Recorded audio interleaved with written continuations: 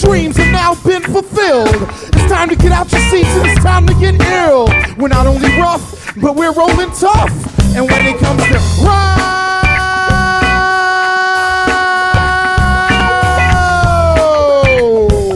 I'm running out of my breath, my brother. You tell him something. Subas el volumen, que es lo que entre tú y yo no se oye. No sound, no light. Es difícil no estar de acuerdo si no entiendo lo que dices. What you say. Tu tenacidad se ha evaporado hasta tu sombra se esfume. Fades away. Claro, me hace falta tu sinceridad. Antes tenías motivos de comunicarte conmigo. Tus mentiras han fallecido. Empty years of my life, of sights and sounds that satisfy me. No voice rejoice, stop crying, your laugh. The way you sing and your scream. Hey, I'm out, just cut me gently. Es la boca, mamá. Don't silence me. If I'm out, just cut me gently. Don't silence me, oh no. Come on. SPiGGa. Tu supuesta inocencia no me interesa porque sé que no existe. Does not exist. Yo ni santo ni Don Juan, solo un poquito Aragán, pero soy gay. Who gives up? No quiero fe ni quiero tu piedad, solo quiero que me hables una última vez. Just one last time. Dime de una vez lo que sucedió para yo saber si pedirte perdón o salida.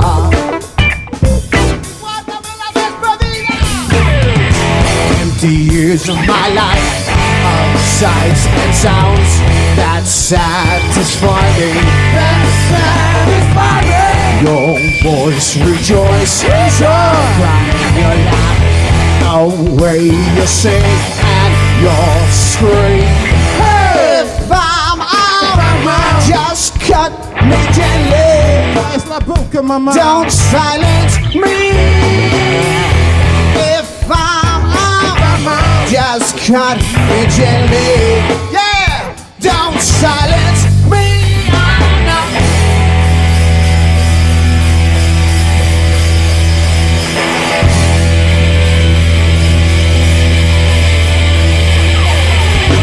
Distance between us is defined by sound, but it's only by the sound of somehow sound alone. I know I wasn't easy to comprehend, but I only wanted to be your one and only to pray. Empty is my life, of sights and sounds that satisfy me. Your voice rejoice, so quiet your laugh, the way you sing and your scream. If I'm out, just cut me gently. Es la boca, mamá. Don't silence me. Just cut me gently. Don't silence me, oh no. If I'm out, just cut me gently. No me caes la boca. Don't silence me. If I'm out, just cut me gently. Don't silence me, oh no.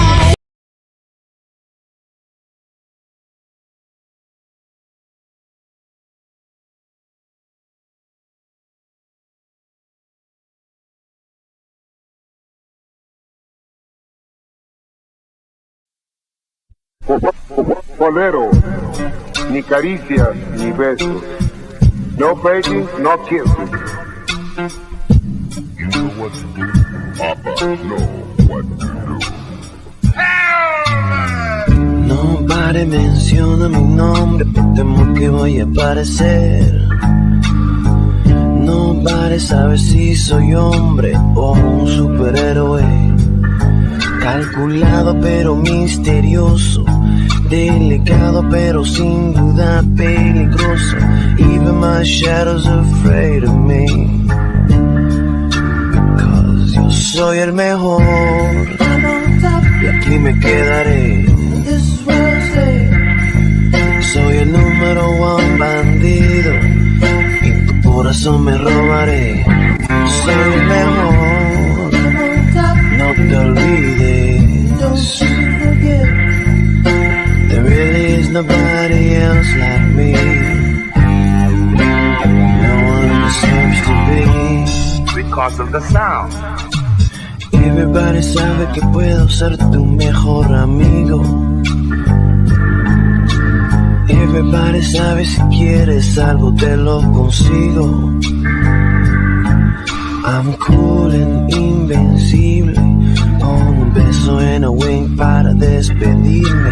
I'm always at only exactly where I really wanna be, 'cause yo soy el mejor y aquí me quedaré. Soy el número one bandido y tu corazón me robaré. Yo soy el mejor, no te olvides.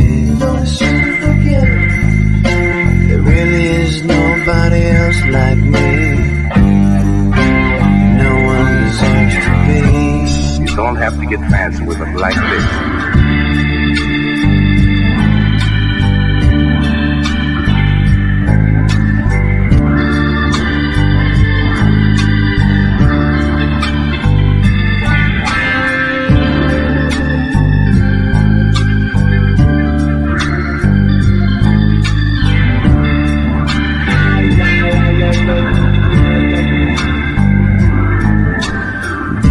That I've got a secret, te lo digo if you promise to keep it.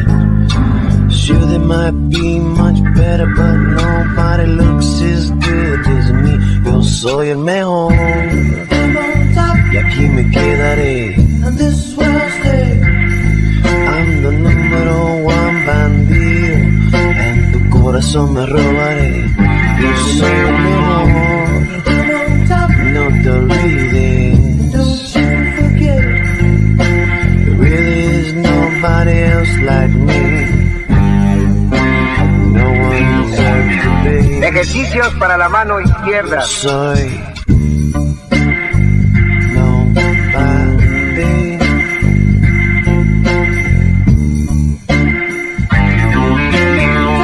Makes it look so easy.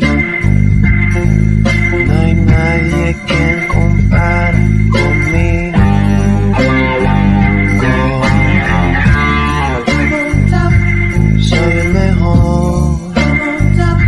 Soy el mejor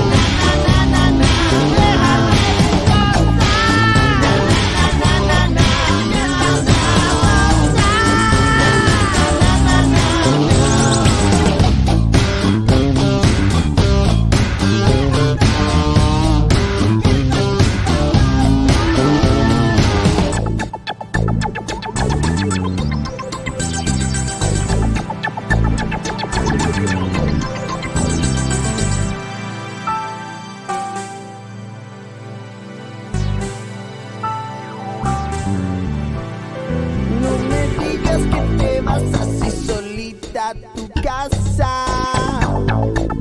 Ay, no. Yo te voy a acompañar para que no te pase nada. Y me portaré muy bien, seré un caballero. Si cantas frente, de repente enseguida me encuero. ¡Mami! ¡Súbete a mi moto! ¡Na, na, na, na, na, na! ¡Na, na, na,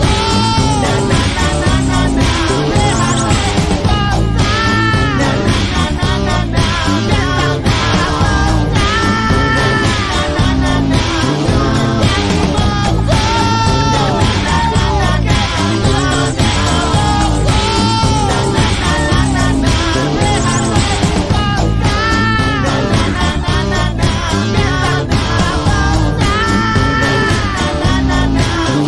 ¡Déjame gozar!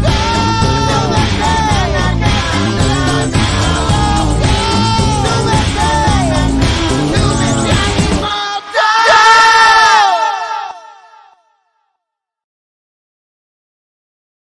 Get up. I do me, you do you. Leave me alone.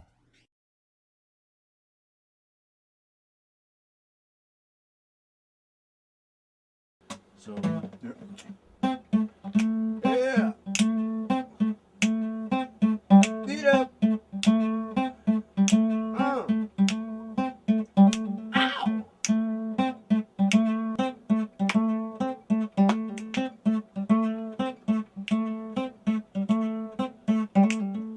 So you're saying there's no use in staying, que no estás satisfecha y te piensas así. So you're thinking it's all about you, y después de todo you've been through, que no vale la pena y debes salir.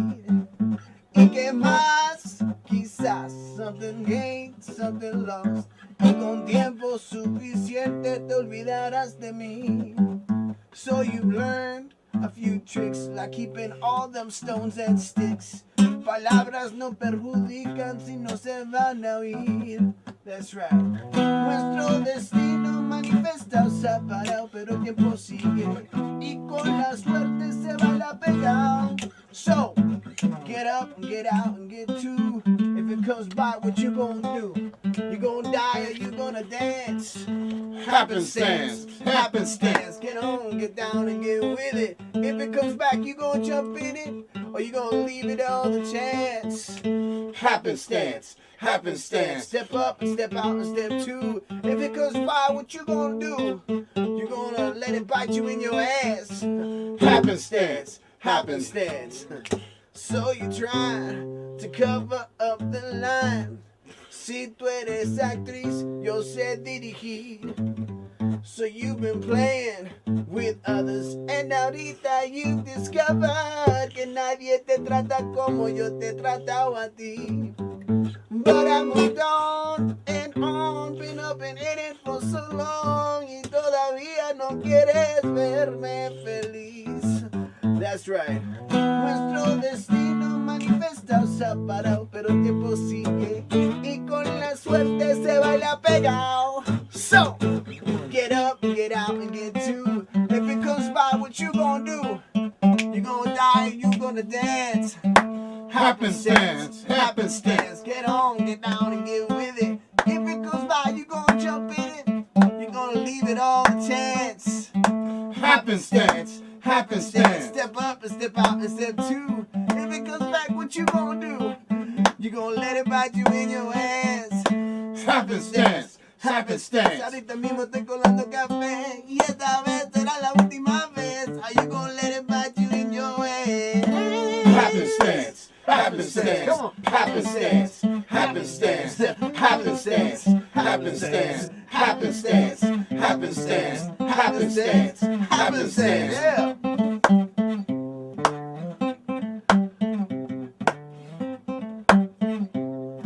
SHU-SHO.com.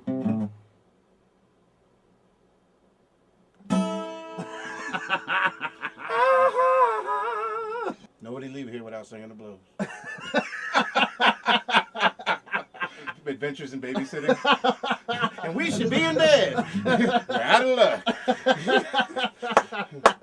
We got the babysitting blues. Goddamn. All right, let's get out of here. I can't believe what is going on in mi casa y en la calle. What's going on? Little brother, what's going on? I can't believe what is going on. Todo en mi mente está trying to decide. We gotta get up the pace, little brother, and everything will be alright. Things are numbered. Someone's gonna come to me. Right now everybody's dying 'cause I saw it on my TV. I can't believe what is going on. Diosito Santo, dime now. What's up with your head? You gotta get up out of bed.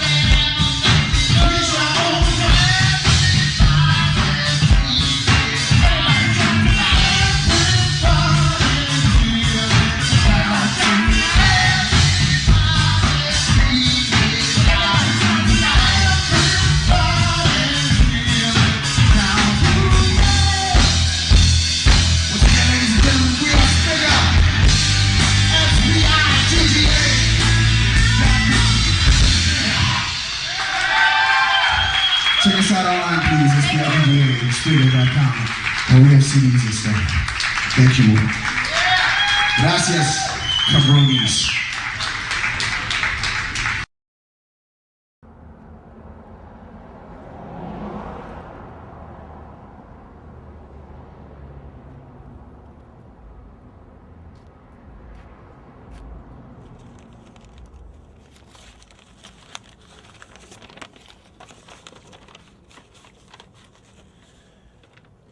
I am a man, bare skin and bone, in the center of home, where a heart used to beat.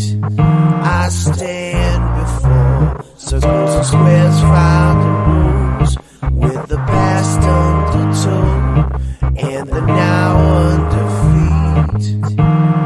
In my hands lie the fragments of hope and a few crumpled notes in a brown bag marquee. This time it's real as trepidations unfold, when the slowdown is broke and the habituals released. Pale green walls for 6 years and a day. Goddamn the voices I sing. Dust off your soul. I'm painting a portrait of a man. That man is me. Dust off your soul. What I gave you for you will not understand, but you will eventually. I will not wait for the storm to take hold, or a fork in the road at compulsion in Maine. My eyes they close, and I will walk with the ghost. All the stars will expose these locks and chains. I'm just a pocket full of pennies away. Goddamn the voices I sing. Dust off your soul. I'm painting a portrait of a man. That man is me. Dust off your soul. What I gave you for you will not understand, but you will truly. Dust off your soul. I'm painting a portrait of a man. That man is me. Dust off your soul. What I gave you for you will not understand, but you will.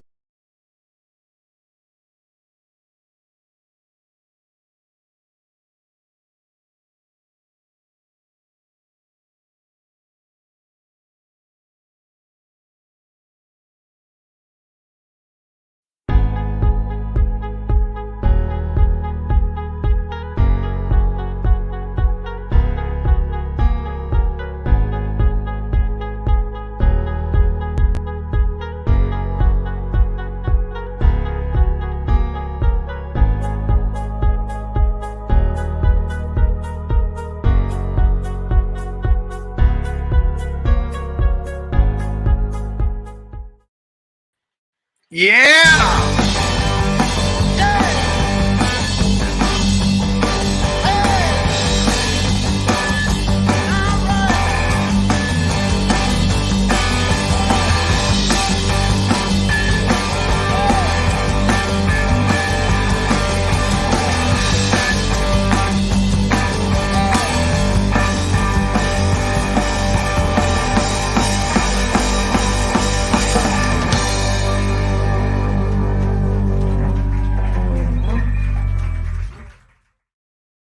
Woo! Truck Stop Mixtape, y'all. Saturday night, December 5th, 5 o'clock Pacific time. Here we are at it again. How y'all doing? Surviving to feel Christmassy yet? I am excited to be here because tonight I am gathering some good old friends of mine from back in the day. Used to play in a band called SPiGGa SHU-SHO. Had different names at different times. It started way back in the day in Hartford, Connecticut, with my brother Jaswho, Mr. J. Williams. We met at Hartford Public High School. You can't stop the rock. And I'm not gonna delay this any further. I'm just gonna bring him on right away to get this started. Ladies and gentlemen, all the way from South Whitney, Hartford, Connecticut, via Oakland, California, Mr. Jason Williams, Jaswho. Hey, brother. Yo. Show that picture again. What you talking about, Willis? Oh, look at that face. 1975, kids. It was a long time ago. Just like all of this was a long time ago. What's up, G? Yes, it's all a long time ago. How you doing, brother? Chilling, man. You know. How's the quarantine heading you? Is it started? I think it starts tomorrow. The official one, the California? Yeah, for Bay Area, California, I guess. It starts tomorrow, I believe. December 6th, 10 p.m. Stay in the house. We'll see. Well, what it means. You know, I'm gonna bring on somebody else too because we have him in the wings and he might as well join the show. Who that? Who that? Who you got? Mr. John Cornelius, my bass is tight. There we go. Why?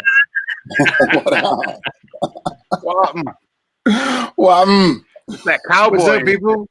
What's up with that cowboy? What's up, man? Wow. How you been? My brethren. Hey, man. This is it. Those two guys right there are SPiGGa. I'm just the roadie. The roadie. And get used to it. What? Grab my shit. Give me some water. Bring me back a paper. In all truthfulness, you're kind of the glue that holds SPiGGa together, man. You know that. Well, I like to think of it as more like kind of the glue that holds SPiGGa together. You know? I'd actually say it was kind of like the glue that holds SHU-SHO together. You know what? Yes. Yeah, because we're present day. Okay. Okay. I'll buy that. For a quick history lesson. I met Jay officially outside of his house one cold evening that I was hanging outside. I was just across the street, minding my own business. He was hiding. Up to no good. I was hiding. I was like, why is that dude crouched over behind the what is he doing behind? You can see him through the telephone pole. Man. I definitely was kind of hiding. It was basically there are people inside of a house and I didn't want to be inside at the moment. And I was just outside getting some fresh air. And you were across the street on your porch. And you were just like, yo, what's up? And I'm like, hey, what's up? Hey, he was part of the neighborhood block watch. Back when people still talk to each other on the street, right, you know what I mean?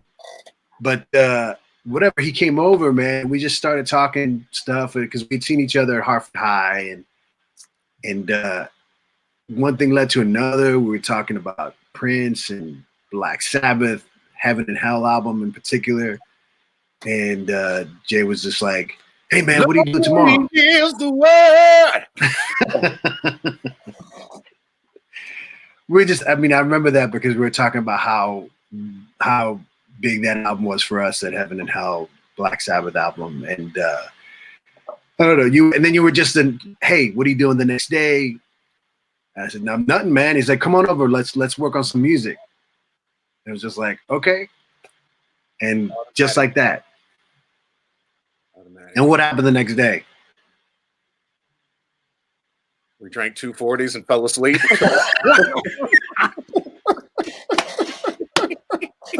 That sounds about accurate. We're like, we should probably learn how to play instruments before we.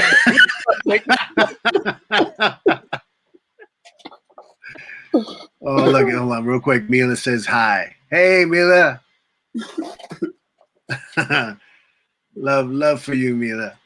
Well, the funny thing about that meeting, in that first meeting outside on my porch, and you were across the street, we were talking about music and artists and Prince, obviously, but we also realized that we both loved the movie The Idolmaker, which was like, that was it. It was like, dude, come live at my house. If you know what that movie is, your fucking family. That's literally what it was. It was like, yo. It was definitely there were definitely many common themes going on, but The Idolmaker was definitely it sealed the deal. I want to throw something in you real and your quick. brother did the same thing that I did. Like back then we didn't have VCRs and shit, and we watched it. It was a cable movie from like, what was it? When was it from? Like 82 or something? No, 80. 1980. But they showed it forever, yeah. But it was on cable, and I literally recorded it with a boombox in front of the TV, like hit record so I could record the songs, because it has a lot of songs in the movie. And he said him and his brother did the same thing and kind of drew out the movie and would act out the scene. I'm like, we recorded the movie on cassette. You know, like that. It's like we couldn't. My family couldn't afford a VHS or anything like that. So basically, I put a tape player next to the TV and recorded the movie on cassette, and just would listen to the movie over and over. Straight up. So people know what we're talking about. I want to throw something up real quick.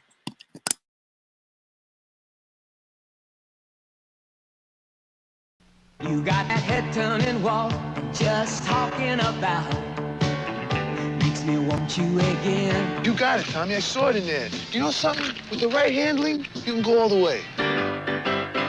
He'll teach you how to move. All we gotta do is loosen it up and bring the talent up to match your face. How to smile. They want Prince Charming, you know? Somebody cute and safe. How to sing. I just want to take you where I'm going. He'll tell you when to think. I told you I wanted movies for Tommy, not television. You got that? When to talk. From now on, you don't go nowhere. You don't leave this house. You don't do nothing. When to love. One of your star reporters was having an affair with one of the idols. And if you're lucky, if you last, he'll make you a star. I can make it happen for you, kid.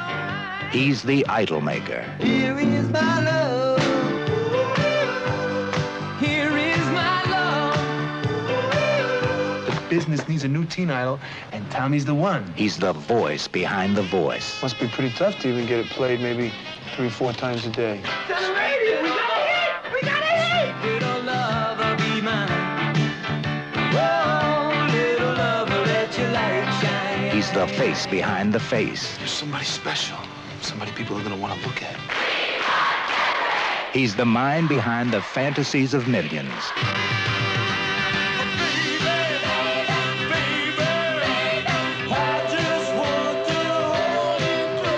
He takes a no one. He's not gonna get there unless I push. You mean you're not going to get there unless you push? And makes him someone. I'm building him into a legend. To everyone. So don't you let me see you crying. They love him. They're going crazy over like this. Yeah, I did it. The Idolmaker, starring Ray Sharkey, Tova Felcher, Peter Gallagher, and Paul Land. The Idolmaker. He could do it for you.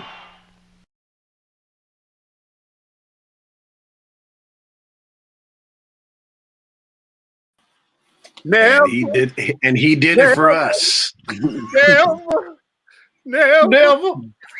You know the funny thing, I knew that movie was something that brought you guys together, but I never watched that movie. I never saw it. I never saw any part of that movie until just now. You know what the Goodbye. funniest thing I'm taking you off Gio this. knows, mine is? You know what me and Gio learned? Me and Gio learned that Prince loved that movie, and that movie gave him the idea to create The Time and Vanity 6. He used to have private screenings of that movie. Well, now, my understanding is the Vanity 6 idea he jacks from Rick James. But the idea of wanting to have this sort of like big family of artists where he would be making all the music. Mm-hmm, You know, he would be creating these superstars. Like he got that from The Idolmaker. It was his favorite movie too. But we didn't find out till later. We didn't know that until 30 years later. Like we never knew that. Crazy. And so going back to that first encounter, that Saturday, 40s aside, we decided to come up with a song. And I think you played me a song or two that you had done on your boom boxes. So let's talk about the boombox process, how those first songs were recorded. You want to go ahead and explain? Who, me? Yeah. The thing. And we'll let John explain how bad they sounded, but you can. Hold up. Hey, Jay, are you gonna? There's a rectangle on your face, Gio. Oh, like dead center. Did you know that? Yes, that. I don't know what that is, but that might have to stay there for a little bit. Okay, and and I was going to ask Jay if he was going to mention anything about my. Well, I'll wait till he gets back. I got some props. Uh-oh, he's getting props. I've got props. Oh my God. Oh, hold Nice. up now. Hold up. Right. Hold up. Don't get the real, yo. Don't get the real. Don't make me get the. Hold up now. There we go. Let me fix this thing. So Boombox Symphony, which Gio coined it as Boombox Symphony, which is obviously not relegated to us. We didn't make it up. Apparently, everyone was doing this back in the day because it was the easiest way to multi-track record. Obviously, on a boombox or a tape player or a stereo, you could plug into it, maybe if it had a line input, or just use the external mic, which is what we basically did, was use the external mic on a boombox, record ourselves into it on a tape cassette. Let me get this in the frame. So we hit record playing keyboards, a drum machine into it, and then we'd play it from that cassette, take another cassette player with an external mic, play this one into this one recording live air, and then do another track in between the tape decks. So this one would be playing the first track, and we'd be recording that and what we were doing live into the next recorder. Mm-hmm. And then we'd play this one back to this one and record again, back and forth until we had a symphony of hiss happening when you That's all it was. That's all it was. Yeah. So back and forth, recording songs. Obviously, we wouldn't layer it so crazy. You know, this is before you could afford a 4-track, or at least we didn't realize. I mean, we couldn't back then. A 4-track, even a 4-track cassette recorder, was very expensive. It was like yeah, and a reel-to-reel one was very technical because they didn't come with a console.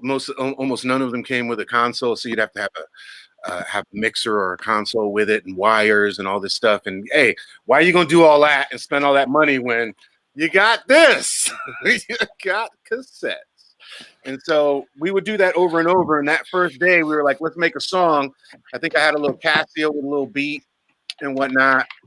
And I think it was Butch's. And we recorded, I think, Saturday night. A song called Saturday Night, that first day.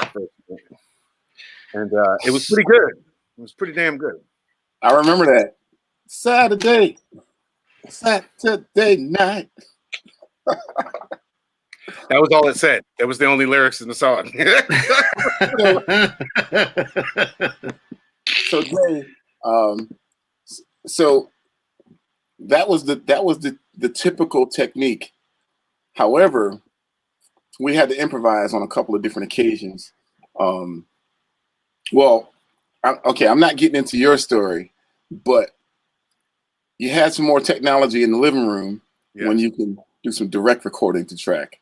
Why don't you? By the way, John's my cousin and used to live at my house for a time period, and so this is what he's talking about in the living room and that kind of stuff. What shall we call that era?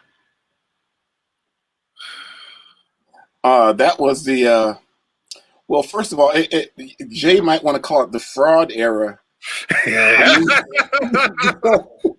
Because, so let me explain that. Okay, all right. So I'll give you some backstory about me, if you don't mind, Gio. I went to school in a town called Windsor, which is just north of Hartford. It's a suburb of Hartford, right? And my high school, regular public high school, it had a 16-track recording studio and an electronic music lab. All right. So I learned recording there, and I learned synthesis. So much later on, like 3 or 4 years later, okay, I'm living with Jay, and I let him hear a recording that I did on a small battery-operated Casio. It was a little Casio. It was a toy. It was literally a toy. It's the one with the white one with the chiclet keys. I think it's the VL1, I believe. Literally a toy. All right, just enough for you to get a finger or two on.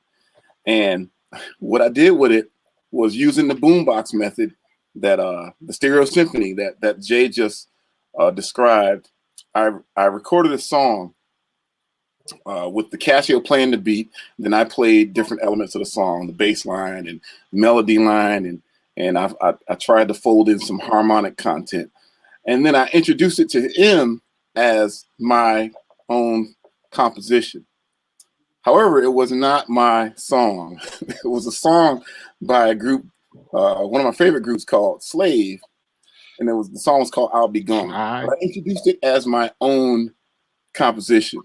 All right, so he believed it. I mean, what else was he? I mean, what reason did he have to doubt? So then, not long after that, maybe I don't know, a couple weeks or so after that, I played him an actual recording because it was on one of the Slaves albums. So I played it for him, and I was like, "Yeah, man, we went into the studio, we cut the song and everything." So he listened to it and said, "Yo, that shit is, how'd you do that?" I'm like, "Man, we was at the studio." So anyway, so now, okay, he's believing that his cousin is this, this studio cat, this musician, because he knew that, he knew I was a bass player. He knew that I played in a top 40s band and so on and so forth. So it just, I deceived him. I strung him along, and then I told him at some point, I said, "Look, man, that's not us. This is a group called Slave." I said, "This is not my song, but I recreated it on the Casio." So I came clean, and I've been, I'm a bigger fraud than Trump. All I'm gonna say is, you see how Windsor does Hartford. That's it. See how Windsor be doing Hartford. But the best thing about that was I was amazed of the translation, even though it was how he made that on the Casio inspired me to do Boombox Symphony. You know what I mean? Which in turn me and Gio did. Like, it literally went down the line. You know what I mean? And obviously that was going on all over the country and probably all over the world, where people were discovering multi-track recordings with external microphones on boom boxes and stereos. Like that was the element he was talking about before in the living room. My mom had a nice stereo system, Curtis Mathis, you know what I mean? 80, baby. It was nice. I had those big speakers and shit. And so that one, going from boombox to that stereo, was an improvement. And that's basically, we upped our game in our recording process, even though it was still his heaven. And the difference was we were able to connect directly into the inputs on the Curtis Mathis. So it wasn't like boombox to, but it was still very limited. But we used what we had to create. We were very creative and at that stage again, because nobody had any money. Nobody had $800 to go buy a 4-track machine. Are you kidding? I mean, also, it was daunting. I mean, it was just like the idea of it seemed kind of like too advanced, you know, and we just did what we could, man. And I think about that song Saturday Night because of the Hall & Oates bass line. ding, ding, ding, ding, ding. Basically, I can't go for that. Oh, Saturday, yeah. You know what? I never connected Saturday night. Saturday. I never connected that. The change. As you see, I got the fraud from him as well. So I inherited the fraud as well when it came to writing. I never connected that. But one song that I love from that time period was Shackles. Yes, that song that you did, man. It was just like I was happy to be able to sing backups on it, but it was just like shackles on my feet, handcuffs on my arms, restrictions. And you say that we are free. I don't remember that one. That was a Hartford High one, yo. Oh, okay. Yeah. Windsor High wasn't in on that. You know what I mean? There was no biting going on. We're gonna stick with the Hartford High conversation. I'm gonna bring in our next guest to add some quality to this live stream and some class. Some beauty. Carla Pereira always sang with us in different projects and different things, and she was just part of our crew from the get-go. I mean, I actually joined the crew because I came into Hartford High middle sophomore year. So you guys already had kind of like this outsider clique, the West End. West End boys, West End girls. Yes. West End girls. Yeah. She is definitely a West End girl and the best of them all. Let me introduce her. Carla Pereira. Here she comes. Hi, can you guys hear me? Hey. Look, Yes. I have mine too. Yo, you guys, look. There's an actual cassette tape. I was using this a few months ago. Hi. What are you using that for? Actually, so John and I got together back in January, like right before COVID. Yeah. And we recorded some stuff, and he played me a bunch of tracks that Jason had sent him that were just instrumentals. And I just recorded some just ad libs into my voice memo, and then came home and was working on them and transferred them to this because I don't have a studio set up. So I'm still rocking this. It works. What can I say? It works. So Jay, I'm gonna be in touch with you with some lyrics and melodies. Just send the whole cassette player. I really honestly is the last thing I used this for was for a project with 2 out of the 3 people on this video. That's what's up. So everybody, how are we doing? How are we doing with this? Carla, we're in choir together at Hartford High. Yep. Mm-hmm. We're in choir together, which you obviously joined as well. When I joined eventually. Yep. But we were in choir together. So she was a neighborhood, as we call it. We were neighborhood kids back then, which our neighborhood stretched pretty far in the West End to Park Street, all the way to Elizabeth Park, you know what I mean? And then outer reaching to West Hartford, but mainly that it was a pretty vast area of kids that, all interacted and whatnot. But we were in school we were literally in Hartford High together, and she had this amazing voice. That, thank you. In choir, you couldn't, it was so many people in choir. You remember how that was in the choir room? There were so many good people in choir. We had good, everyone was good. Cassandra Lovelace. Oh my God, she was awesome. She was awesome. Yeah. We were very lucky. Once I heard Carla sing by herself, it was just like, because we had our band and everything that we were doing, our bands. We had MRA with the D-Lot crew with Chatfield and Justin McClamory and Jake Fournier and Matt Proctor. Yeah, we had that thing going on, which then turned into Meaningful Mindlessness and that thing, right? And Carla was in on that. But when I heard Carla sing just on her own, we like started recording. Like that's when we kind of advanced some more. I borrowed machines and recorded Carla on borrowed 4 tracks. Remember that? Borrowed machines, yeah, man. And listen. You know, being poor breeds ingenuity, man. Dude, it does. And I never ever knew Carla could sing. I never knew she could sing until I heard what Carla and Jay did as Mushima. I never knew you could sing. And I was like, I was very shy about like soloing and stepping out.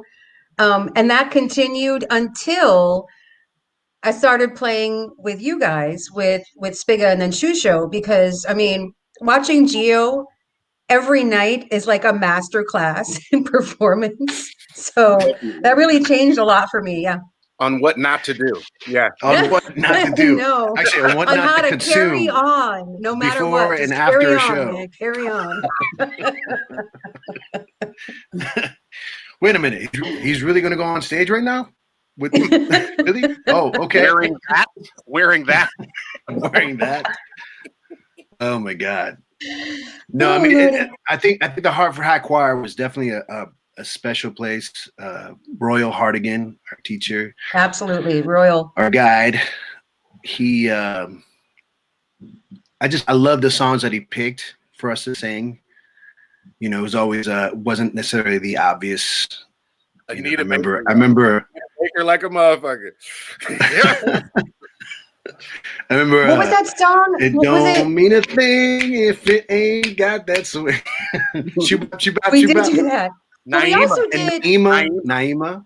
I was John going to say, I Coltrane. remember Naima because it was so complicated that he had to write. Remember, he had to write like the diff because it would change time signatures throughout the song, and he had to like write it on the board like this is in 4, and this is in 4, and this is in 5, and back to 4, and we were like.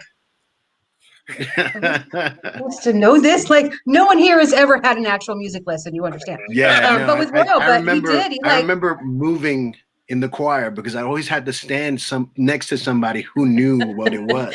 You know what I mean? Because it was just like standing with somebody. You're just as lost as I am. I'm gonna move over here.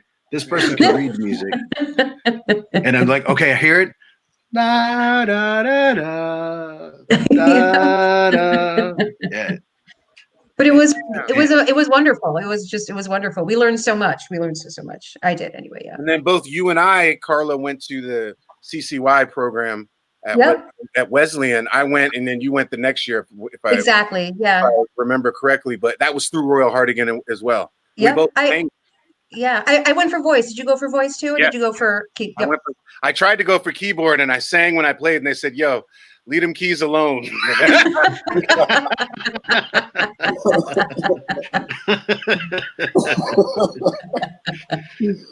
that was my exact first band story in Dominican Republic. That I got a guitar. I asked my dad. Living in Dominican Republic, I asked my dad for my birthday. He said if I wanted anything because he was coming to New York.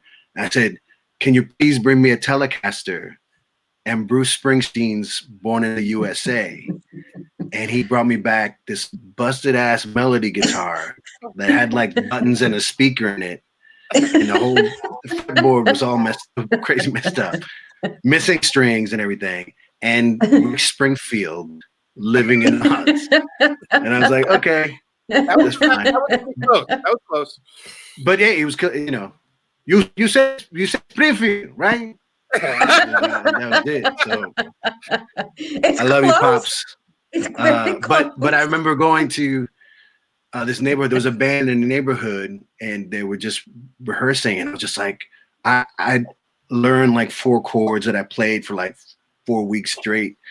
And I showed up with my guitar. A friend of mine was asked to audition. He was a singer, but he was a salsa guy. And he brought me along because he knew that I was just like a big nerd about rock and stuff. And it's like, just come with me.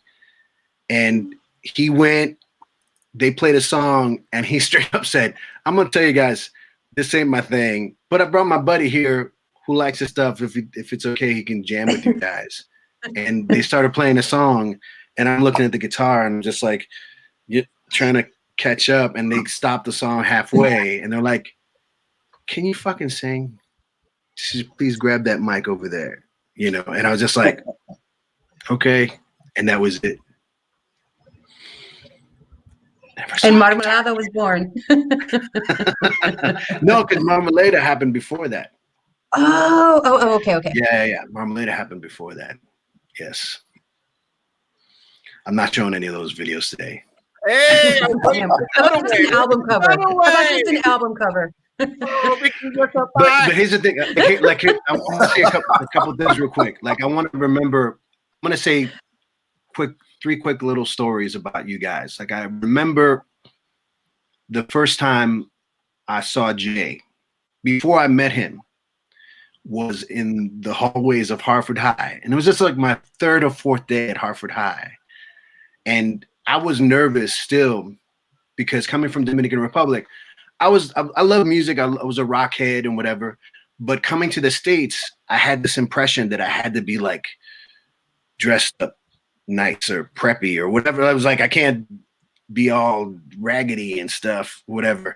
So I'm walking in these hallways like penny loafers and like buttoned up shirt. And I see this guy coming from the other end of the hallway towards me wearing pajamas. And I was just like, I'm gonna burn these clothes today. Weed had already happened. Yeah, weed happened at 14, and then at that point I was like, "Damn, this is cool. I'm good." My freshman year, I carried a briefcase at Hartford High. I carried a briefcase my freshman year. I remember that. And you would suit up sometimes. Yep, I would suit up. I was the guy that did the announcements in the over the loudspeaker and shit. That's right. I did that stuff, and then weed. It was over. I was like, dude. And that's because you were weren't you? You were in a band, or what the hell was it called? New Prospect. Was that why you were suiting up? My camera's malfunctioning.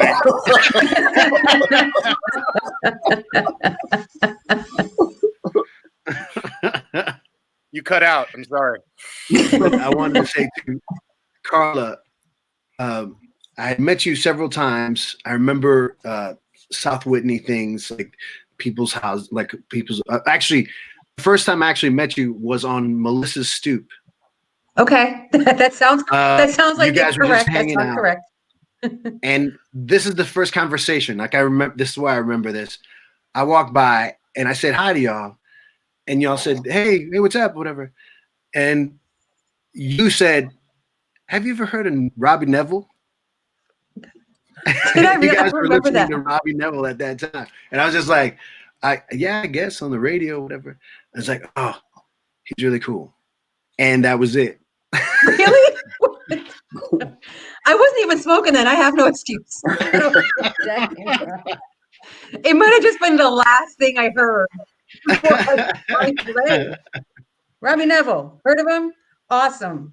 Okay, but I also remember being in the choir and standing near you and hearing your voice and thinking, wow, she reminds me of Alison Moyet.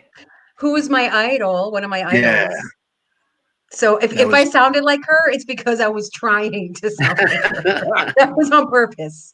And then John, I remember at Jay's house, because that time when we first got together and recorded, Jay called John over and said, hey man, you got to hear this stuff and whatever.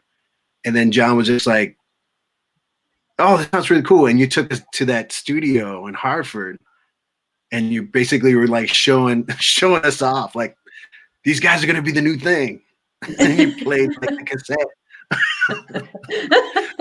at the studio. And I remember, like, it was a studio somewhere in the North End. I think it was over at Mikey's.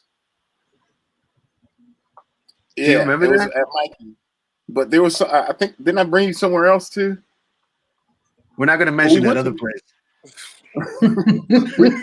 We went to Mikey's and we redid Saturday Night.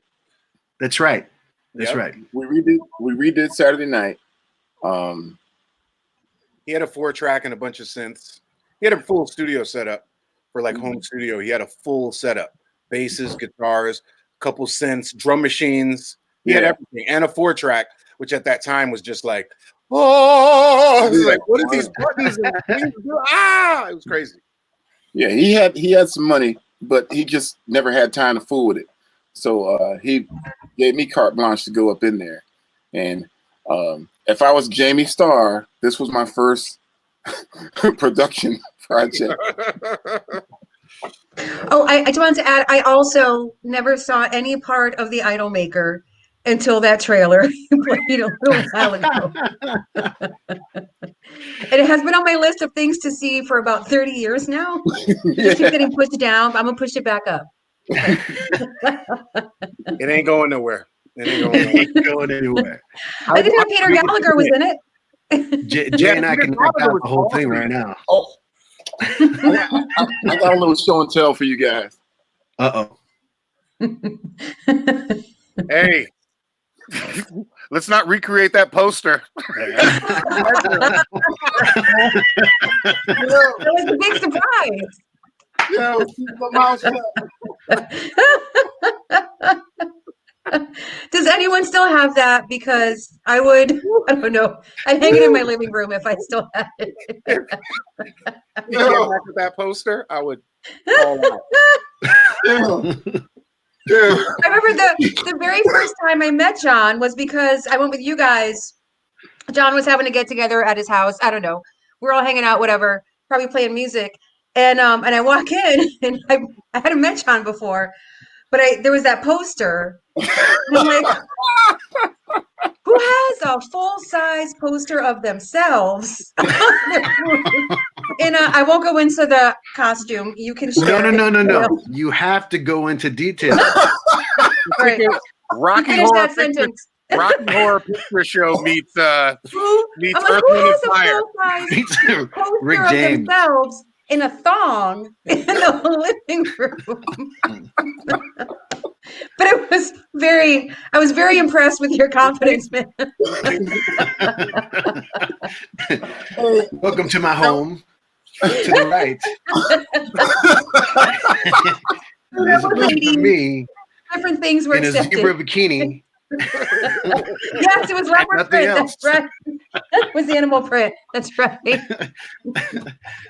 All right. Look at here. No, it was the 80s. It was the 80s. We praise you. There was a time where I had less inhibitions and few pictures, and I was trying to get through college, and Hey, at least it wasn't a life-size cutout. You know what I mean? Cardboard cutout of yourself. Standing in the corner of the room. That's bad. Oh. Wow. Damn, I don't have one of those. I've got all 3 colors. I got the white, the red one, and this one. I do too. Wow. Yeah, I have them. I have them on my hallway wall. Yeah. Yep. Mm-hmm. Yeah, I love those. Memory. That is a dope thing, yo. That is a dope piece of artwork, man. Mm-hmm. Yes, it is. It really is. Boombox Heart. Yeah. Wow. Well, let me see. After high school, because we all did different things throughout high school and together. I was thinking of the summer of Love Sexy. That was like a big summer for all of us emotionally. It was the summer before our It was like the year before. Right? Yeah, right before. So it was just kind of mine already though. Yeah. Was that 88? Was that 88? 88. Yeah. I mean, I was just that's my like benchmark though, the Love Sexy album. And I just remember how crazy that was and how we were having so much fun, and everyone was just kind of finding themselves and finding each other, and we're all playing music and doing different things, and it was such a free time. Yeah. But then after high school, everyone kind of went their own ways. I think, I don't know, what you want to say, what you did after high school? Well, wait a minute. We didn't we? I think I kind of remember that we were still doing things around town as meaningful mindlessness, or even the funky. We did that. I think it was just for half a year, right? And then we but did it cool didn't moves last. and O'Hara's and so on and so forth. We did a lot of that around town. I recall. I mean, we did Scarlet's, we did the Comet. Mm-hmm. I think there was some outdoor stuff, right? Yeah. Some. Oh, we do. Oh, yeah. We played as Meaningful Mindlessness. We did. We played at Winchendon at a boarding school. You remember that? It was PJ's. A friend of ours, PJ, got his boarding school to pay us probably the most we ever got paid at that time to go out to this Connecticut boarding outside school of pictures in of the beer. middle of nowhere. We drove in John's Cadillac. You know what I mean? Like Jaswho and John were in the Cadillac riding into the middle of the Connecticut woods. I realized at Hartford that if you drive for 20 minutes outside of Hartford, you were in the middle of nowhere. Forest. It's all forest. But we played that show at Winchendon School, and then we also played outside at Noah Webster at some festival as well. Yeah. So we played some gigs. We played some shows. There were some fun shows. But I do remember the first couple shows at Scarlet's. I think those were our first big bar shows, I guess, if you want to call it. Shout out to our old manager out in heaven, Mr. Rodney, who would hold 2 pitchers of beer. Say, here's our payment. Double. And we were just happy to be inside a bar having a good time. But yeah, I mean, we did that for a little bit, and I think that we kept on doing little things here and there. I know that you guys tried to do more Mishima stuff after that. I believe so, after high school. And John, you were doing, like, you would moved away, became a fireman. I mean, you were a fireman before, but you went away. But I remember you were cutting albums, like, with the church. And don't let me tell you your history, buddy. I did some stuff with Earl.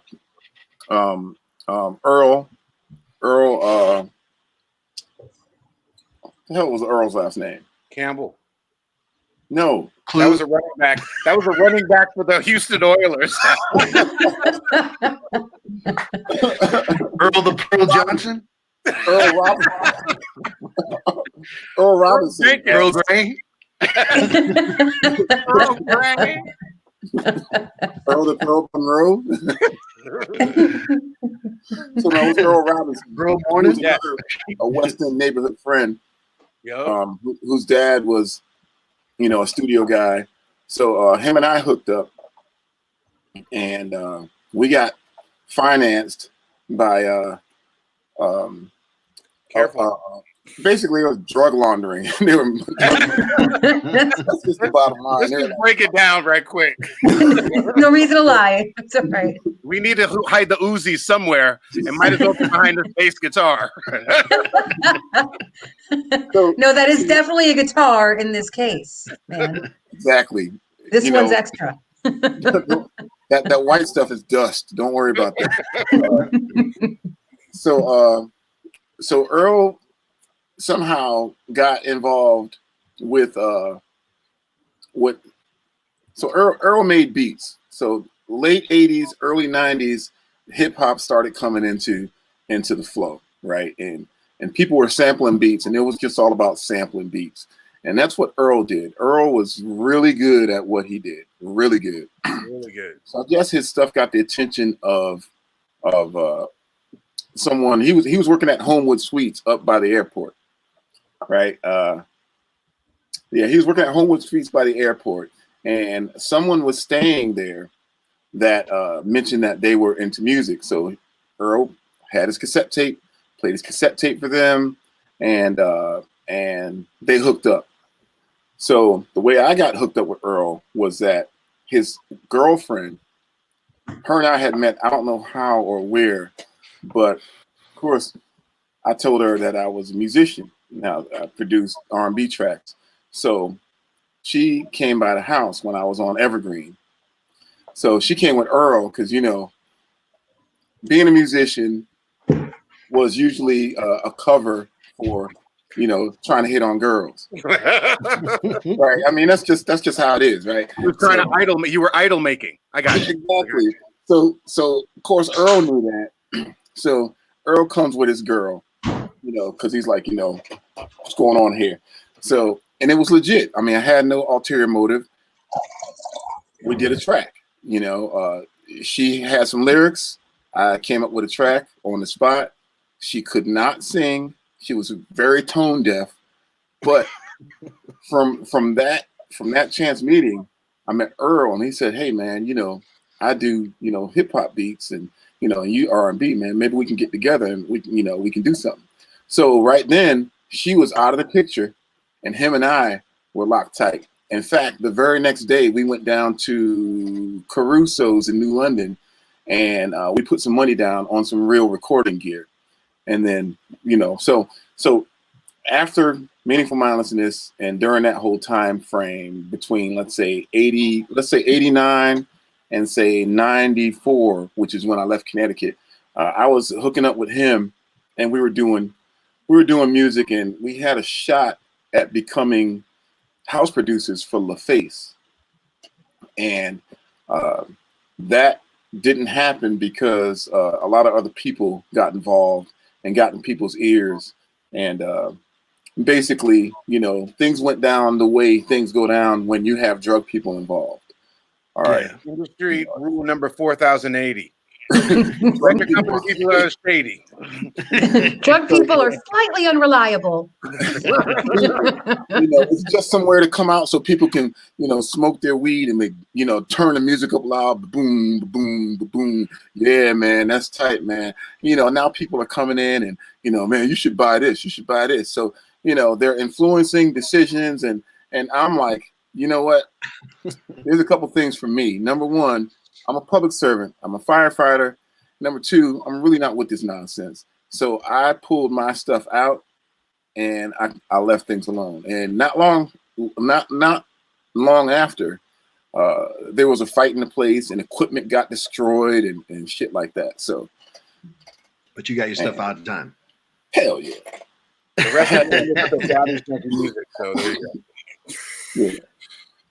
Well, after high school, I had gone to New York for a bit, but came back and joined this band, Liquid Circus. And that was like a rejoining point for Jay and I after our initial couple years of making music. And I remember that because it was just one of those things that Jay was working on his, just recording stuff at home. You were playing with Cool Runnings, reggae on the side, and really in the front. In the front, yes, yeah. That was the main gig. Yes. Cool Runnings, Connecticut's top reggae band. Come on. Big up Dave Henry. I remember when having a conversation with Jay when you left Cool Runnings, and I was like, "Why are you leaving, man? You're getting like steady money," and you were like, "I'm doing this for 3 hours every night. A beep beep, a beep beep, a beep beep, beep beep, beep beep, beep beep, beep beep." I was like, "Okay, I could see how that would get boring." After a couple of years, I really knew it. Like, and again, it was really fun. And I had the guys that I played with were a riot. We had like, it was a great band. It was a great band. Really great band. But I was like, is it like, I could see that some of the guys in the band had been in it for a long time. And actually other guys that obviously the band had been around for 10 years before I joined it. So it's like one of those bands. It's like one of those, like in every city, you have these bands that have been around for a long time. It was one of those bands. I was just the young guy in the band. And I realized if I don't, is this what I want to do? I can make money, ride my motorcycle and fucking be the youngest guy in a band of like older reggae guys, or I could go chase my dreams. You know what I mean? And that came from that guy again, the guy down there in that square, where is it? That guy showed me a videotape of going on a dream flight, what was called a dream flight. And that was to Orlando, Florida, to a recording school called Full Sail, which was in Orlando / Winter Park. And he went, you know, you go down there and they do this dream flight to get you to spend a shitload of money to go down there and learn how to record. And he showed me the tape and I was like, I'm going. That's where I'm going, dude. I'm like, I am going. Everyone was like, you're crazy. You're gonna. It was very expensive school. It was like at that time, which was 1993, 94. It was like 26, 27 grand. Yeah, it was a lot of money. And I was like, I'm going. That's what I want to do. I want to really learn how to record correctly. Forget all Geo and his boombox symphony. I want to do this for real. But no, seriously. And that was he showed me the tape, and that was the turning point for me to like get serious and learn how to record, man. Learn the actual art of recording songs. But going back before that happened, I want to just recall like this is like the cool connection that I have with this family and like with my brother here, Mr. Jason. Like we would play. I remember Liquid Circus played The Sting one time, and you were there at the show. And it seemed like I got home from unpacking stuff because we used to carry all those TVs. Yeah, I remember that with the VCRs and shit and TVs. Guys, this was a band that was like 9 Inch Nails. So just yeah. So we were Connecticut's top industrial band for like 4 years in a row. No shit. No competition. There were no other industrial bands in Connecticut. There was the Factory. Come on. Yeah, the Factory. They were electronic. But we were just basically like Journey with digital drums. And my brothers, the Whachu, Kenny and Dominic and Jeff Andrews and Breck, shout out. Good times. But I remember that one specific night at the Sting because unloading equipment, and I don't even know if you called my house or whatever, but in the morning, you said, come over. And you played me, you'd recorded a cover of one of the songs that we did the night before. And not only did you record, you actually recorded like some of the audio from the live show. Yeah. So his cover started with our beginning and our ending. And it was just like mind blowing to me. And I was just like, man, how'd you make that sound better? No, but it was like a weird ancestral period because we'd go back and forth with songs, and Liquid Circus ended up covering a few of Jay's songs, and we were doing like the versions that Jay did. It was really cool. It was really cool. That shit was dope, dude. That was a really dope. And then also I feel like that partially kind of for you turned into Argonaut.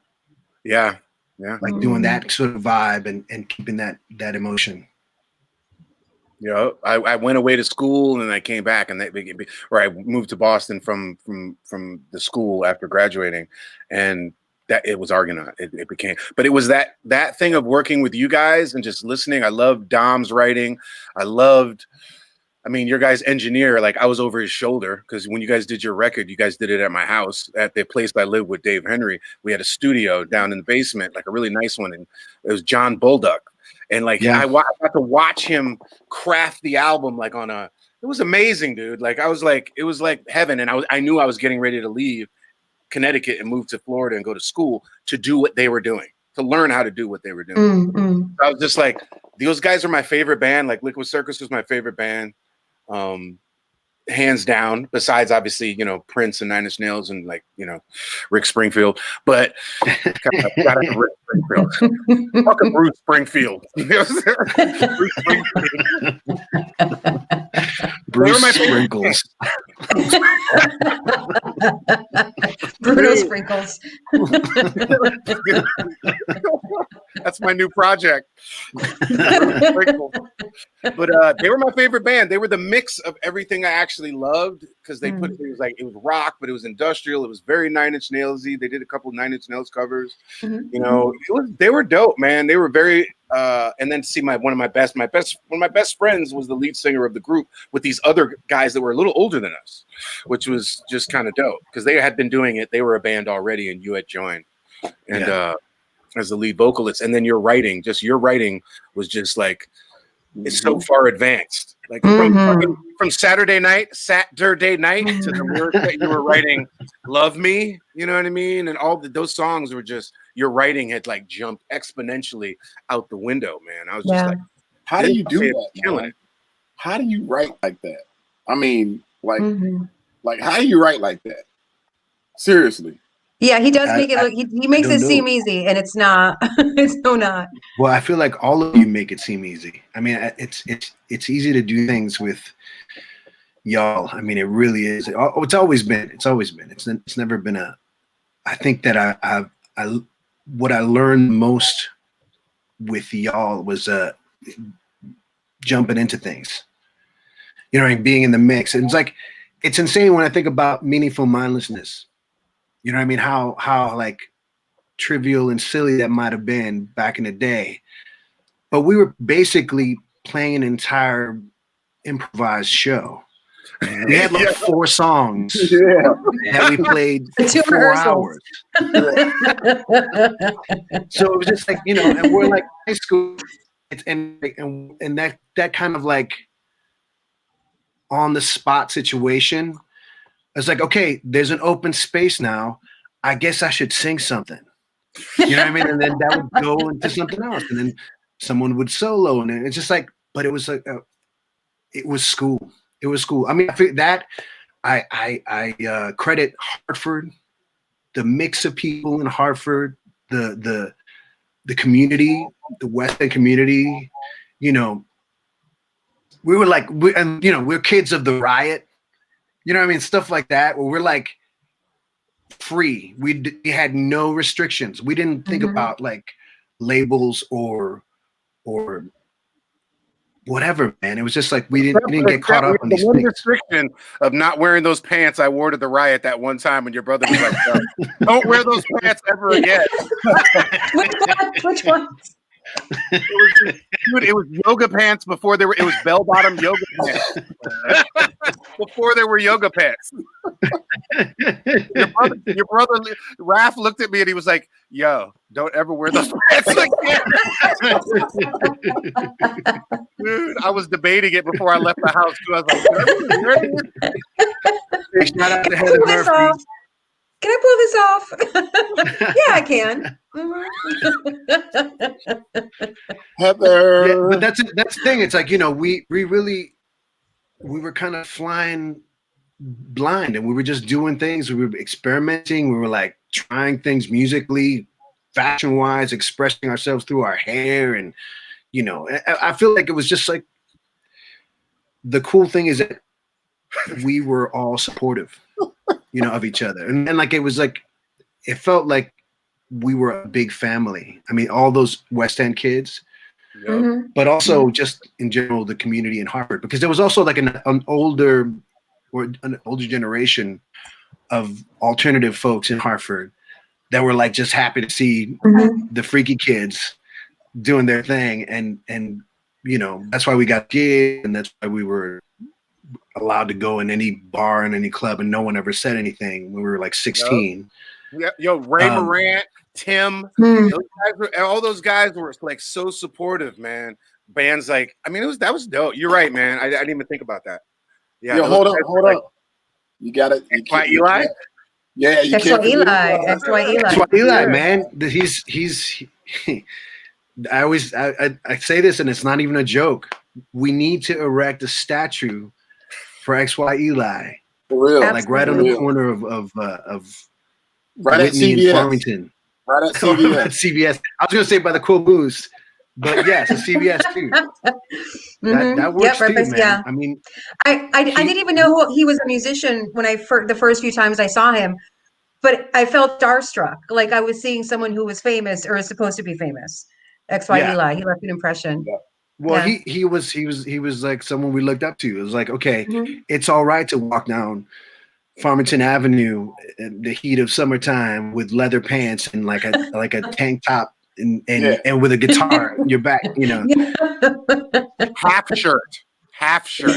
Half shirt. A cutoff, right? Half a tank top. But yeah, you know, but we did it. We copied, you know. I was a vinyl wearing mofo. plastic man. Leather. Lord.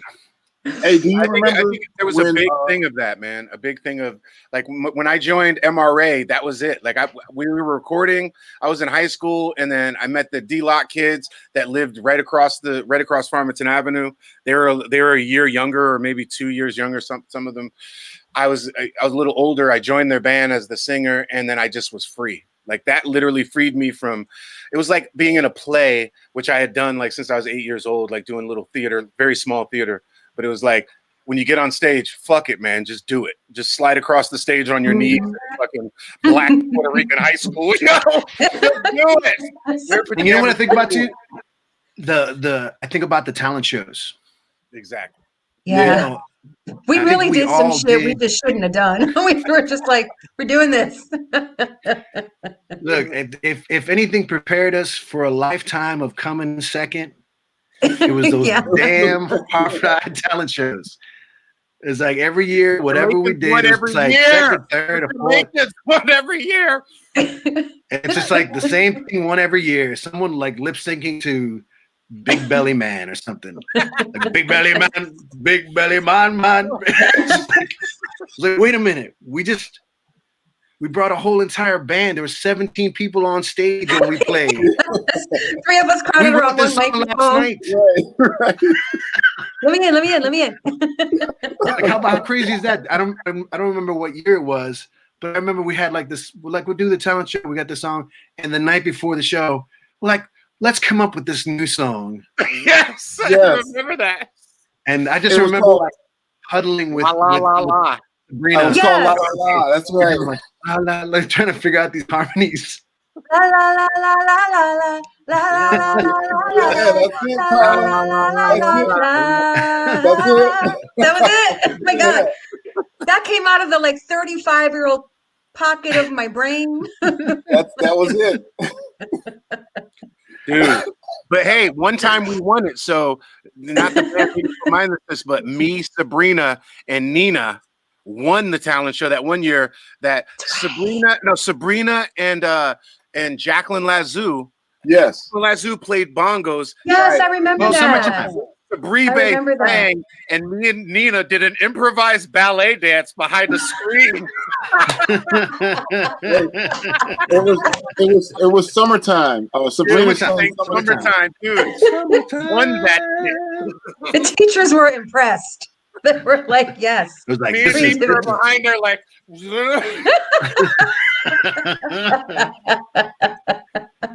Oh my gosh! No rehearsal, nothing. The same clique, the same group of people. We were all in the theater group as well.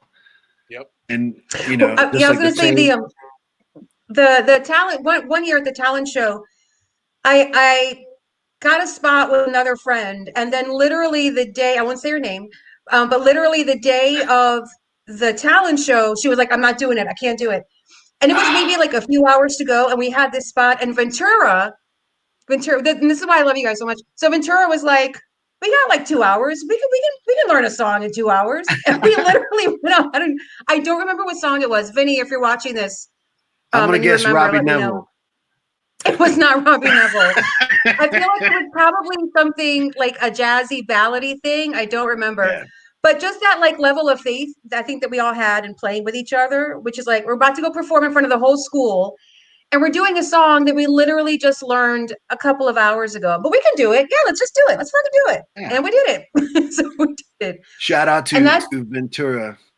Yeah. VE, my brother. VE, Vintage. That guy is somewhere in the Asia. Yeah. that guy was instrumental. That guy was instrumental in my life, Literally. like you guys were. But like Theo he was instrumental to see somebody from that side of it that Chatfield as well, that was very technical, very into the technicality of playing piano, and Vinny obviously singing.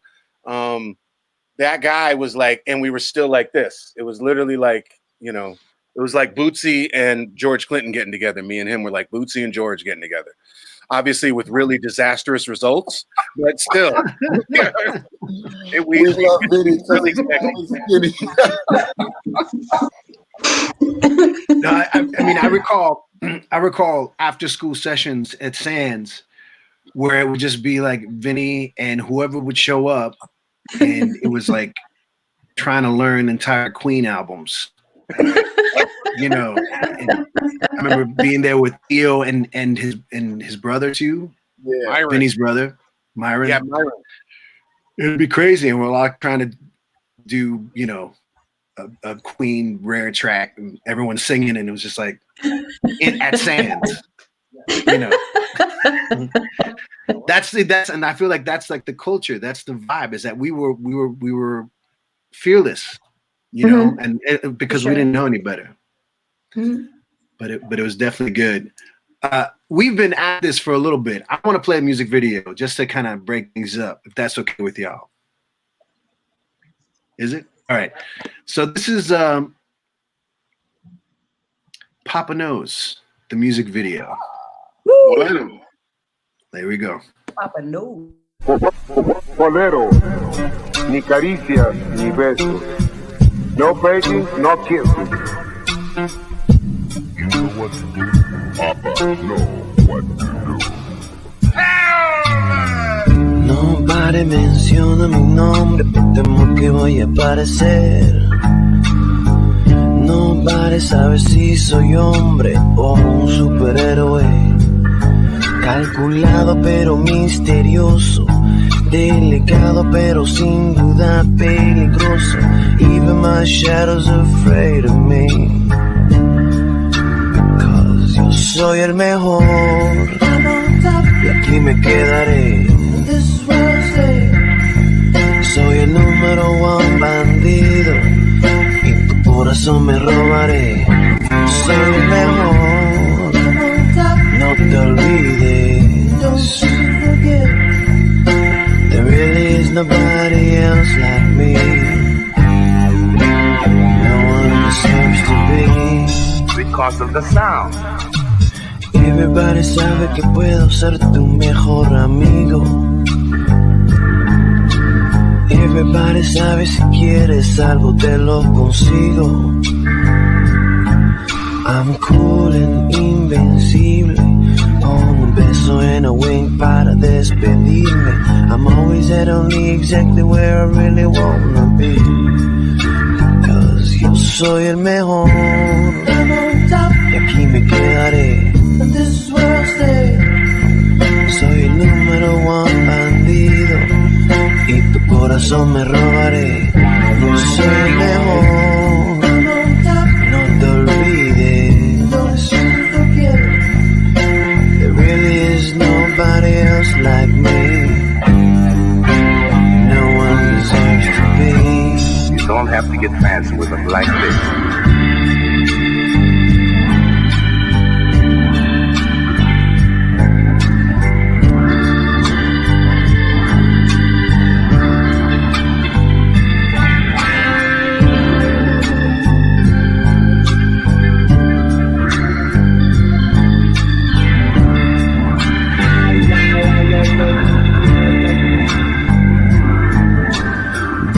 That I've got a secret. Te lo digo if you promise to keep it. Sure, they might be much better, but nobody looks as good as me. Yo soy el mejor y aquí me quedaré. I'm the número one bandido en tu corazón me robaré. Yo soy el mejor, no te olvides. There really is nobody else like me. No one deserves to Ejercicios para la mano izquierda. Soy nobody.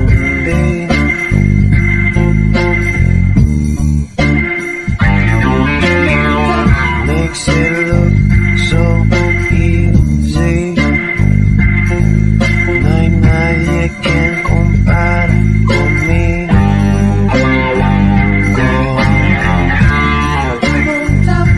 Soy el mejor. Soy el mejor. Papa knows, Papa knows. Papa knows. Don't you forget.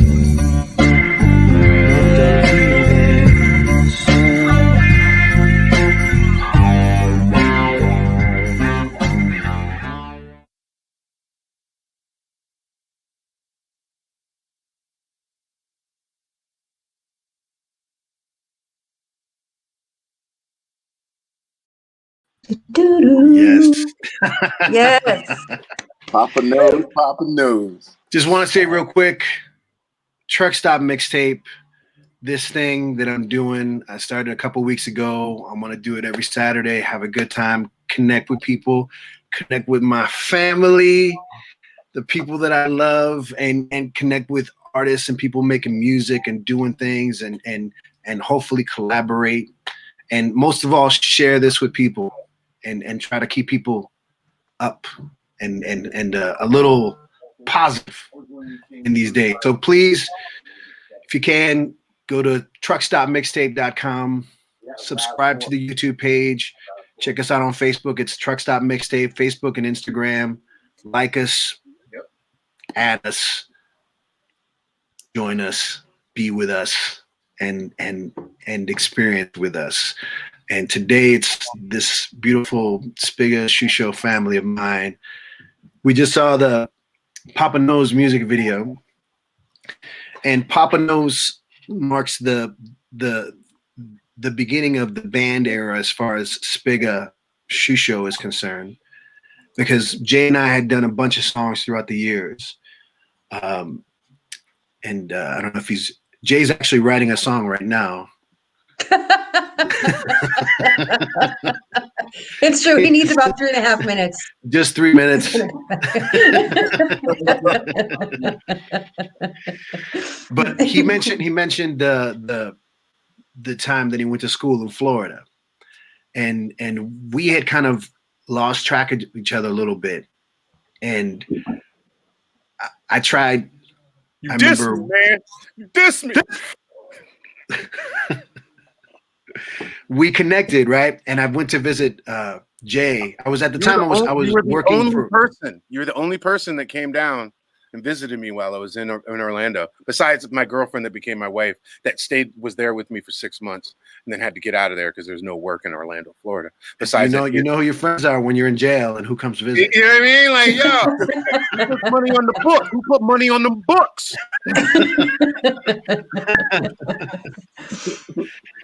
But I went down to Florida. At the time I was working, had this job where I was doing sound for the Nashville network, and we were just traveling all over the country doing these line dance shows and this stuff. And I was in Orlando, so I went to go visit my brother, and we connected instantly, and we recorded like 4 or 5 songs in a day. So it was like insane. It was like, oh crap. We forgot. I forgot how like easy this was and instant this was. I remember your crazy roommate, Adam Greenspan. But I just remember he literally was. I just messaged him yesterday. Remember, talk about progress. At this point, you had your reel to reel. Yeah, the 8-track reel to reel. That was from John. See how it all connects. The 388, the Tascam 388. Yeah, man, that was a bad machine, dude. Yo, don't talk to me about that machine.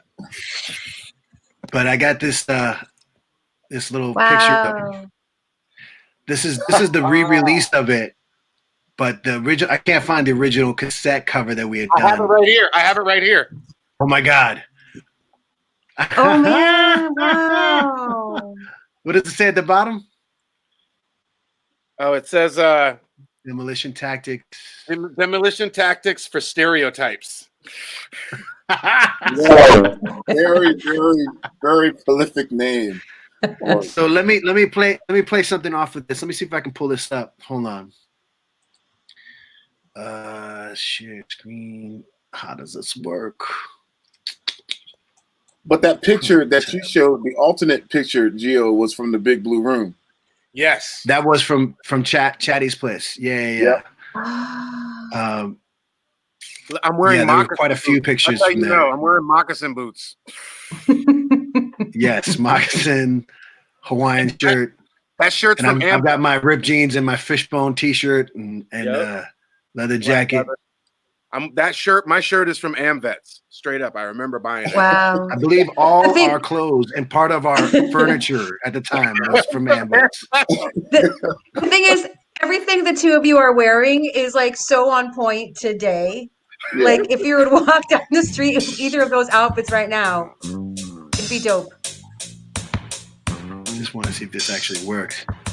I hear it. I hear it. Oh, you do? I don't. There are some things in this life. I guess it's not for me. But there it is. That was another revolution. There's stereotypes on there. Check it out, y'all. You can go online at SHU-SHO.bandcamp.com. That was the first thing. Let me get out of here. Technology. And we can hear it. It's still playing? No. We could hear it when you were playing it. Yeah. I couldn't. I'm still learning these things. I'm still learning this Why don't you borrow business. Carla's tape? Why don't you, Carla, send him the tape recorder? I'm over here just trying to like not crank have it. a crazy glare. Yeah. I just need one more, and then I can do that. But then after that, I'm trying to think of we both went West Coast years later. I know. I moved from Florida to Boston, and then you moved to LA, and you stopped on your way to LA. You stopped at my place in Boston when I lived in Brighton. That's right. In the Brighton area, and you came and stayed the night, and we like talked and shit. I think we recorded, and you were like, "Dude, I'm moving to LA. I'm doing it." And I was like, "Do it, man!" And you literally drove cross country. I was in Boston still for another year or so, yeah. And then I was out there, and your ass was at my door. The minute I landed in San Francisco, you were there, like, "Let's carry this shit out the truck." I was like, and you were in LA, which is like, you know, a year away from San Francisco, which I didn't realize when we moved there. But yeah, man, you drove cross country. I remember you stopped, and then just you were gone, man. You were out. You know? Yeah, there was an interesting couple of months, man, because I met some people during that country music channel job, just going all over the country. So I just ended up visiting people all over the place, and I wasn't really sure where I was going to stay, but LA ended up being the place for sure. But yeah, then I want to say that we going back to the Papa Knows video, because I think this is going to connect. We shot that video in San Francisco, and the person who shot it for us was Sarah. And Sarah, my better half. Let me hold on a second. I lost. Sarah was directing a movie, and she had some music in the movie that she wanted to use but couldn't get because it was too expensive to get the rights and all this stuff. And she sent us some music and said, "Could you guys do some?" It was in particular, it was like a Morphine song. Yep. And we were like, "This is a big scene in the movie. We need like something cool and funky," and we came up with Papa Knows. I mean, I don't remember how it happened. I remember sending you the Morphine song, and you had a drum beat. And I had the MPC. I just made that beat on the MPC, and then it was literally we made that on an ADAT. That was made on an ADAT. That song. at that time. You know, it was 1-8. But that song, I remember passing it on to some friends and stuff, and at the time, I was in Viva Mapache, so we were in this Latin rock scene. It was a good time. It was a good time. We had many years doing that stuff, and I just remember playing the song to people. People were just like, "Oh, this is extremely different than this," and people were digging it, and people played it on the radio, and it's like all of a sudden, I remember it was handed off to somebody, and they played it on NPR and one of like the morning shows, and I got a call saying, "Hey, Ben Affleck," and now I can't remember his name. The other guy, the other actor that's his buddy. And Damon, Matt Damon? Matt Damon, okay. At the time, they had that show called Project Greenlight. Yes. It was just like they were like helping filmmakers and stuff. And the producer on that show, it was his birthday. So they wanted to throw a party for him. And they wanted a band, and they heard our song on the radio. They were like, "We want this band." And I was just like, okay. It was like, you know, the show's in a couple of weeks away. And I called Jay. I'm like, "Jay, we got a gig, but we don't have a band." It was like a very high, well-paying gig. It was a weird gig at a restaurant, a soul food restaurant in mid city LA. And I mean, we just played like one set, ate a lot of fried chicken, and got paid and left. We played 5 songs over and over again. That's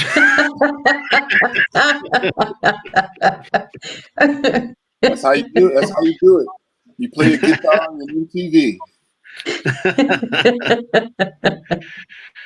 But Jay, if you can help me, that was really dope though, because your guitar player from Viva Mapache played with us that day. No, it wasn't. It was Rick. He was from another Spanish rock band, Rick and Moises. Yes, that's what it was. Yeah, those guys played. He was great. Great. Now I can't remember who played drums. No, there was no drums. There was no drums. Okay, and it was and Monica. Yes. Okay, so Monica worked with me at LATV Live. She's out in New York. Dominican actress, crazy girl. But I was going to ask you, Jay, if you can help me kind of give a timeline of the people who were in the band, because I think we got a lot of people that went through. Like that's after that, it was we actually got a drummer, and I want to say that his name was Scott, but it was like a Click kid, like he played to the Click. No, that was Arhel. Arhel. No. Before Arhel, no. Arhel. Remember, there was this blonde cat who played with us at the Key Club.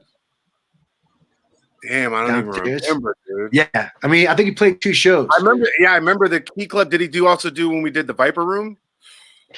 Yeah. But we got Arhel downstairs in the VIP area. That's right. Wow. Then Arhel played with us. Yeah, Arhel. Then when Arhel played with us, we got Darren. I stole Darren from Viva Mapache. I was like, dude, you got to play with us. And Darren's not here. Shows like that. No, he's not. He actually sent his love and his regards, and he was just like, sorry, he's working all weekend. He works on the weekends. He works like 3 days, 12, 14 hours each day. Darren Lowe, guitarist for Viva Mapache and SPiGGa and SHU-SHO and the Who cover band. Still one of the best guitarists I've ever had the honor to play with. Just amazing. It's crazy because I met Darren. I met Darren through the personal in New Jersey when I after high school I went to Jersey, and I went to school in New York, but I was living in New Jersey.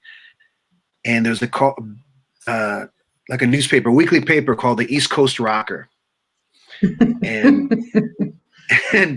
I put an ad in there, just like, hey, singer looking for a band, and I mentioned like P-Funk, James Brown, Prince, and Van Halen. I was just like, and he called me up and just like, hey, I love P-Funk and Van Halen, and that was it. And we hooked up, and we wrote a couple songs together on a 4-track. And FBI. What's that? FBI, Funk Brothers of Intoxication. That's right. That's right. we were called the G-Men. Yes. The G-Men. Yes, yes. We had a song called the FBI, Funk Brothers of Intoxication, and we had more power to you, some other songs. But anyway, it was just like very much in the vein of Red Hot Chili Peppers, but with a lot more P-Funk based. But that was cool, and it was just less than a minute.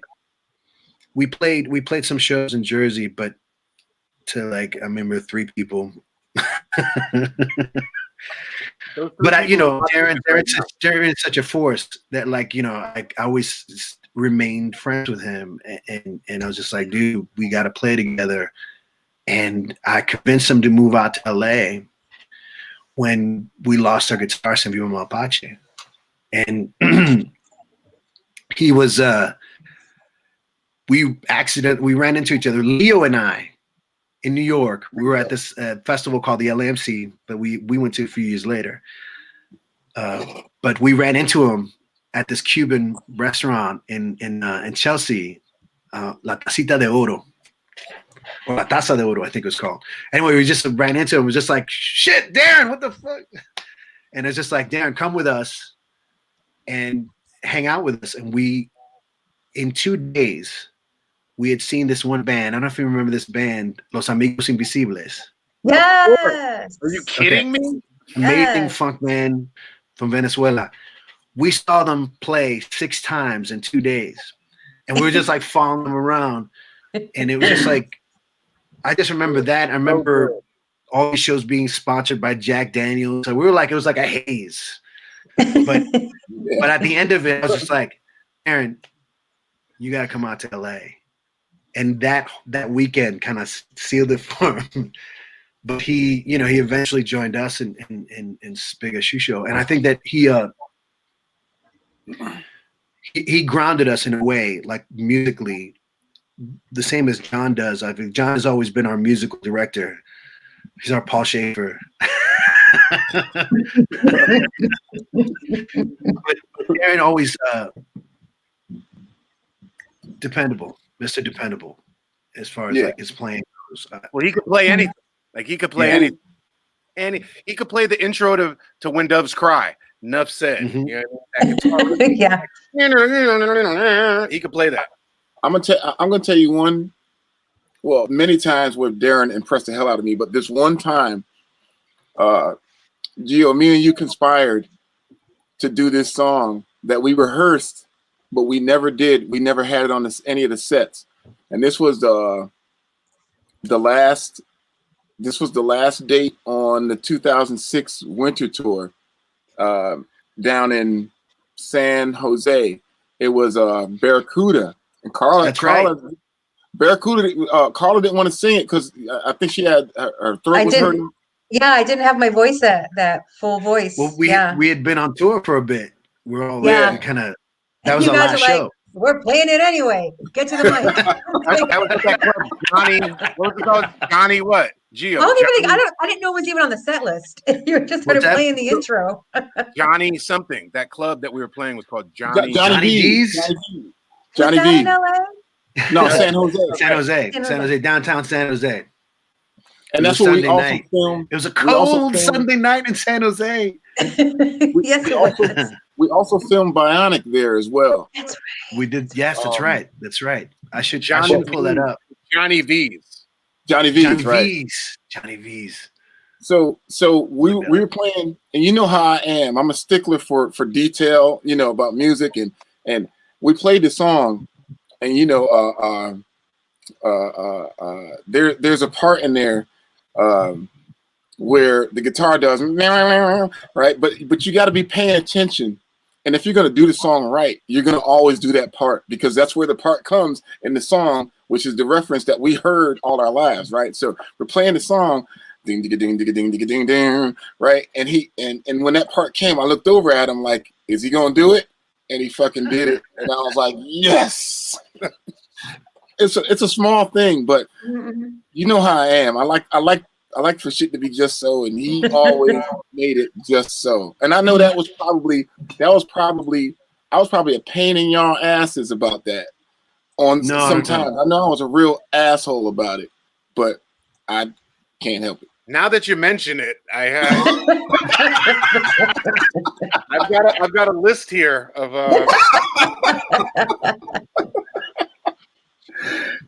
Yo, I'm gonna talk to my lawyers. Spaghetti, ravioli. This is my favorite thing about John. John would always confer.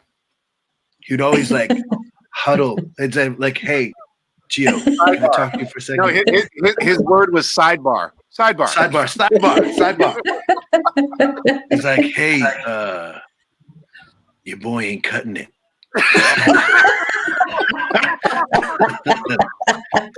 You want to give him the bad news, or should I? I think it'll be better if I do. So it's not personal.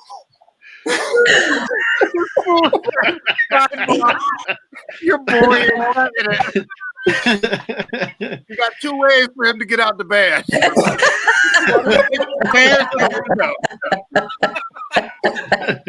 Out of the club. I wasn't that cruel, Gio.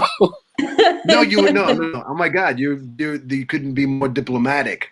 But what I'm saying is that you were always very, very particular as far as like making sure that no boundaries were crossed where people would be hurt. We took care of each other, man. I mean, I feel like this is the thing. We were on the road constantly in a crappy, van or pickup truck or whatever. And it's just like, sharing one person's cell phone because the only person who can have like emails. Do you remember that? That one string of tours? Yeah. It was just like, I was like, yeah, I got a brand new phone that I can check my email on. And everyone's like, great, can I borrow it?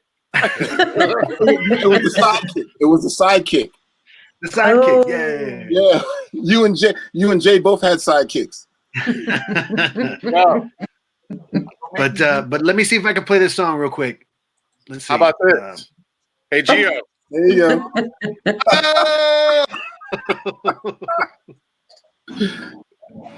Yeah. Let me know if you guys hear this. Can't hear it. Oh yeah, no, we can hear it. We can hear it. It's the background. I think I'm on my sidekick right there. I think you are. like it's precious. So basically, we were waiting to play, and outside, we decided to sing this a cappella and shoot a video for it. Look, it's the sign in the back. The live music tonight. No one cares.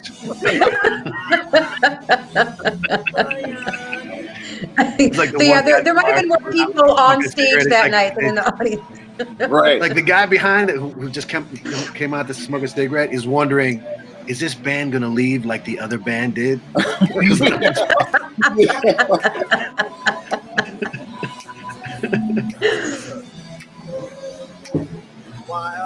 we were like, okay, so I love this is the favorite part of the video actually. We just walk into the store, keep singing. This is all like off the top too. Say goodbye to the cherry tree.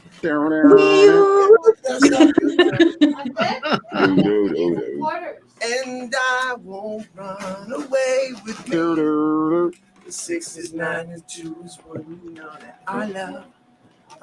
I'm rocking some Carmine looks, man. This is like Laverne and Shirley. Great Carmine hairstyle right there. You know I go. I was like, hey, my brother. Yay. It's like we did not buy anything in the store. Nope. And here we are still breathing. And of course, a quick shout out to one of our best drummers ever, Troy Costin, Big Costin, who pops up in the video.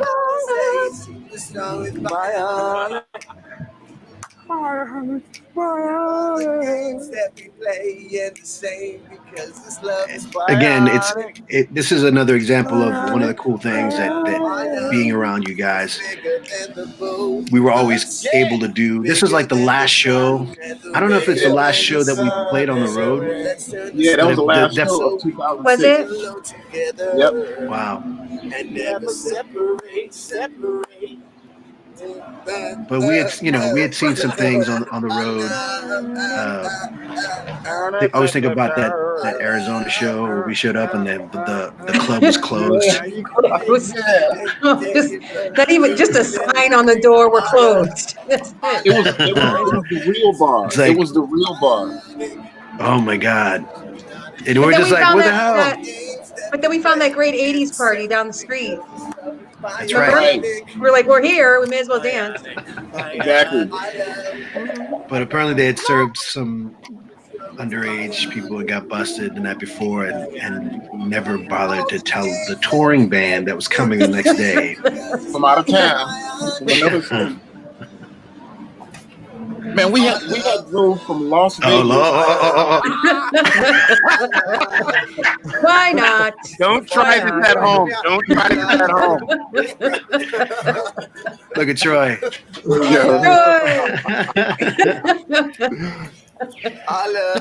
All our royalties have gone to pay for Jay's hernia operation. Unfortunately, I still haven't gotten the operation. We're still collecting donations. So please hit my Cash App. It's in my profile. I love.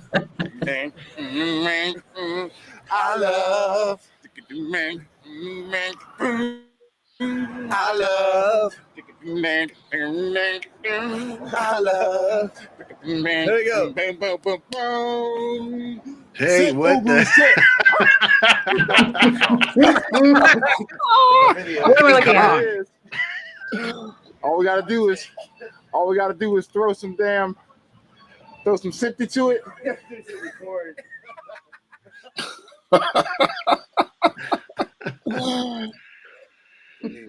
Good time. Brings Good back time. the memories, man. Brings back the memories. So you guys could hear that well? Yes. Yeah. Dude, Okay. we sang the whole song with no music for no reason. Like literally just filmed ourselves singing the song with no music the whole entire song. Like it was playing. But we had been playing it for what, 2 weeks straight? Like every night? Yeah, that string that we were doing of tour. I mean, it shows that one strip. I was trying to think about after that. That was our first record, 06105, the mixtape, our ode to our West End days. We always rep 06105. Yeah. That was the tightest shit, man. I don't care. Look, I love all our stuff that we've done, but I'm telling you, that 06105 just hit different, man. That shit hit different. And those mixes are like in your face. That shit is like right here, you know. And I mean, every song was good. There was, there were no weak links. There was no like bullshit filler. I mean, every song was good, and every remix was good. Yeah, and it was. I feel like every time, especially as the tour progressed, some things got tighter, but we also got looser. And I feel like a lot of the improv stuff that we did on those nights, again, just as good. I mean, the songs are just so good. You just can't mess them up. Really, they're just so good. Yeah. I mean, we recorded the show in Santa Monica, Temple Bar. Temple Bar. And we recorded our show in Boston. Yeah. At a, what was that, TT's? Was that at TT the Bears? Yeah, was it at TT's? Yeah. But I think it was downstairs. Is that possible? Or wait. Yeah, it was. I think it was TT's we played with them, we didn't play at the Middle East. We didn't play at the Argonaut. I played at the Middle East years before in Argonaut. Wait, we played at the Middle East. Was it the 2007 tour then? Did we? We played at the Middle East. We did? Okay, because I'm trying to remember. But we definitely recorded one of those shows, and the sound that was just like really good. We definitely played there. Yeah. So that's our SHU-SHO Alive CD or album that's on our Bandcamp. It's a mix from those two shows, but definitely a good example of what we were sounding like back then. And thinking about the shows and we did in Hartford. Hartford always coming back to Sully's was always a trip. Like I remember playing outside too. It was like the only time I ever played outside at Sully's. It's great. That was so great. I loved playing outside. That was so great. Yeah. Hey G. Yeah. I got some tapes, but I don't have no mini DV player. I'm gonna get one and see what's on these tapes. And it might be some shit. Might be some evidence. Box of tapes. Box of tapes. There's definitely some allegations in there.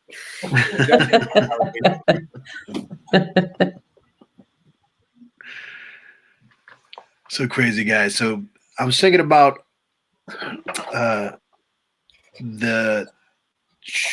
when we started doing Fat Camp stuff, and we had finished Fat Camp, and we did that.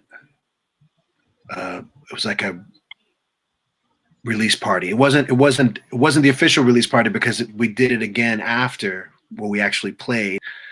But we did the first one. We did the Hall & Oates tribute, where we played the album, and we shot some video that night. I don't know if you remember. Yeah. Carla and John Jay wasn't there. Jay couldn't make it. You were doing the hernia operation that never happened, right? That was the start of it. That was the start of it. But that night we recorded some footage, and in the last 24 hours, I was so kind of like, I found this footage and I'm like, okay, I have to do something with this and play it for my family. And if I seem disorganized or not knowing what to do, like normally I play more music on the show, I'm completely lost, but I'm lost in a good place with y'all because we're hanging and we're talking. But it's because I was editing up until showtime. So I would like to play you guys the music video 10 years after we shot it. This is Skin I'm In, right? Skin I'm In. I remember you shooting. Are y'all ready? Shit. I don't even remember this video. Well, I shot some stuff with you afterwards, and it was you might remember this because we shot 4 videos in one day. Did I have a shirt on, or was I shirtless? It could go either way. You never know depending what night it was. No, but it was we shot a video for This Could Be. What was a song off the album that I wrote the lyrics for? Your solo album? Oh yeah. Hold on. You see what Justin said? No, hold on. Let me put it up.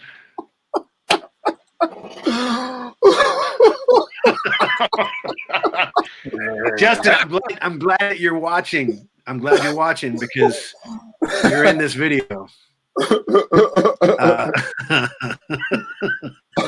This could be was the song, Gio. This Could Be the Night. Or this could be.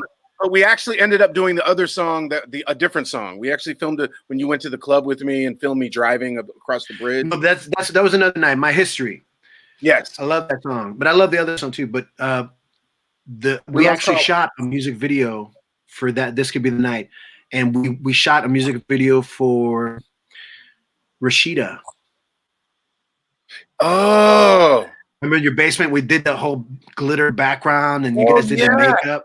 Yes. And then that same day, we shot footage of you doing For Skin I'm In and Tasty Cakes.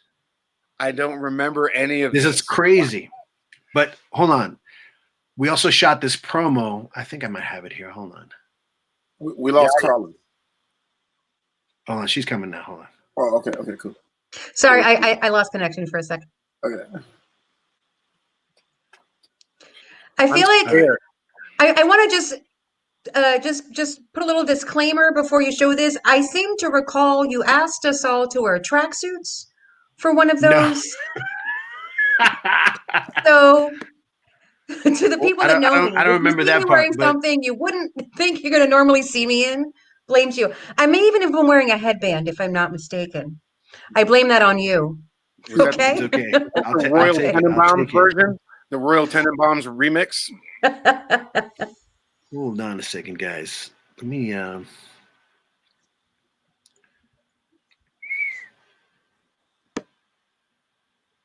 where is this thing? Okay, I can't find it. So I'm just gonna play the video because I have that lined up. Oh man. I'm so scared. I have no idea what this is. So with this software, this streaming software, I'm allowed to play videos two ways. I can share a screen, right? Share something online like YouTube or something, or I can load a video. Loading the video allows for better quality and better control, but there's a 5-minute limit. So this song is a little longer than that. So there'll be a break in the middle somewhere. Just so you know, when it breaks up, don't freak out. All right, ladies and gentlemen, the world premiere of SHU-SHO's Skin I'm In. Yeah.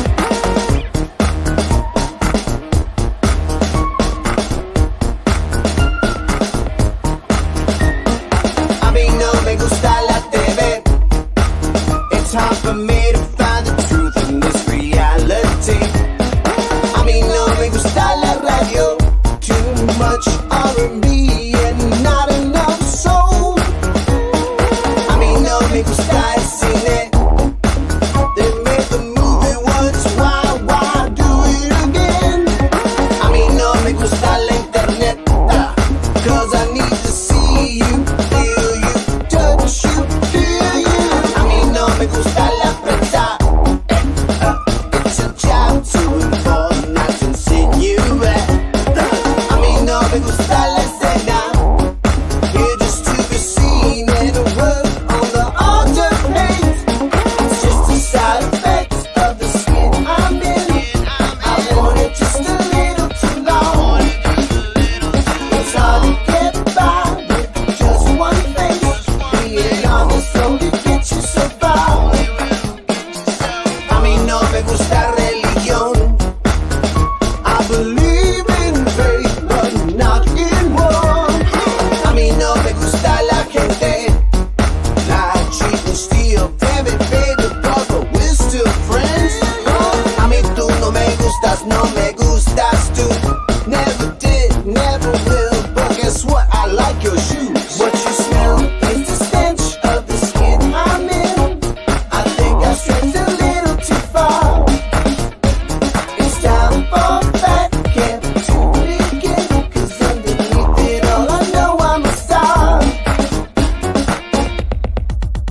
Compared to before, there is so much more, but all of it ain't half as good.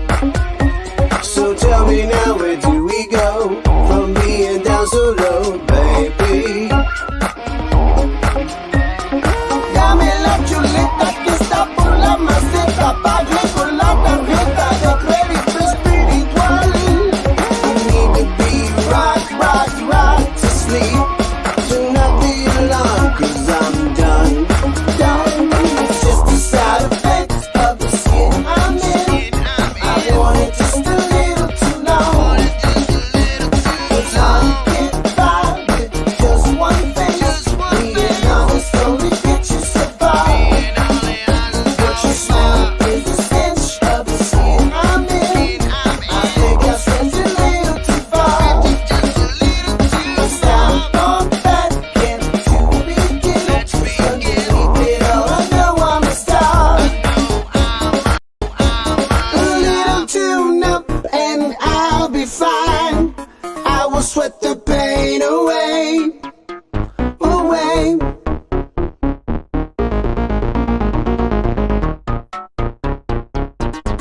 Work out. Shake it off. Shake it off. Shake it off. Shake it off. Shake it off. Shake it off.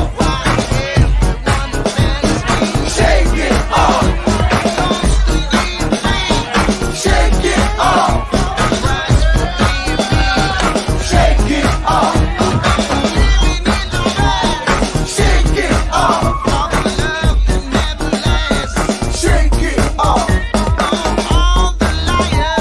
Shake it off. Shake it off. Shake it off, yeah. It's just the side effect of the skin I'm in. I've worn it just a little too long. It's hard to get by with just one thing. Being honest only gets you so far. What you smell is the stench of the skin I'm in. I think I sent you a little too far. It's time for back and to begin. Underneath it all, I know I'm a star. It's just the side effect of the skin I'm in. I want it just a little too long. It's hard to get by with just one thing. Being honest only gets you so far. What you smell is the stench of the skin I'm in. I think I sent you a little too far. It's time for back and to begin. 'Cause underneath it all, I know I'm a star.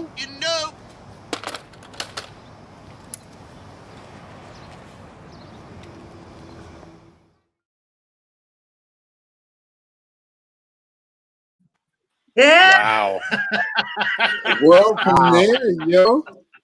Dude, I don't remember any of that or even Zen being in there. He's going to lose his mind if he sees this. Whoa. Zen was a baby. My goodness. Dude, he's a grown man I living in New know. York City, living in Manhattan. Craziness. Boy, that hometown love was real, huh? Yeah. They turned out. That was great. Yes, it was. That was Yes, different it than is. Johnny Yes, P. it I'll is. tell you that much. They knew who we were. Yeah, Sully's always stayed open for us. Dude, I love that place and love those people, man. You know, always love that spot, even before it was Sully's, when it was just Lena's. Yeah, for sure. Always love that place. Yes, it was. Yeah, it that was was my our spot. refuge. That was our spot after Cool Moose. Yep. That was the place that gave us the most love. Yep. Yep. Yeah. Well, I think it's a good time to wrap things up. I think sending love to all our Hartford people, those crazy ones that joined us, and of course, you three. We can do this again anytime, and get into specifics. We didn't even talk about Prince, which is crazy. Why we gotta stop? Why we gotta stop now? That skinny motherfucker with the high voice. Why we gotta stop, man? We don't have to stop. We don't have to stop. As Ruby said on what's that, Blackish Prince, he wasn't tall, dark, and handsome. He was young, short, pale, and pretty.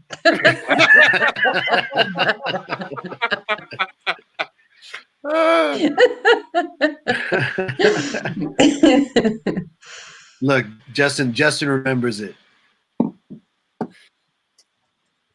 Justin, shout out, brother. Woo! Yeah, there's some questionable shots of Justin. I didn't use them all. Hey, I saw some people in the crowd. You know what I mean? But everyone, it's again, it's one of those things. What kind of crazy thing, you know, we had the album done and we knew we wanted to do something. We couldn't play a show live, so said, fuck it, we have a night. Daryl and the family at Sully's were so cool to let us play, so they gave us a night. So we had a listening party. And why waste all these people who are buying our SHU-SHO t-shirts and jamming to our music and like, let's film this. And we shot this footage. And my regret was that we couldn't put it out back then, but you know, I wasn't ready to edit it back then.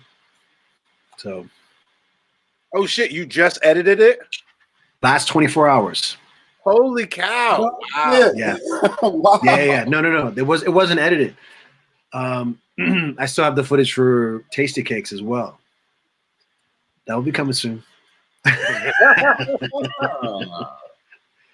But it's, you know, like I said, it's part of this whole thing of us like getting together and connecting. This is like my excuse to be able to talk to these beautiful people. You guys, I don't know. I'm just like, I don't know about you guys, but I've been going crazy in the quarantine, in this pandemic, and it's just like so much crazy shit going on, and vitriol and people being nasty, and it's our job as creative folks to just keep people on a higher level, you know, just a little bit more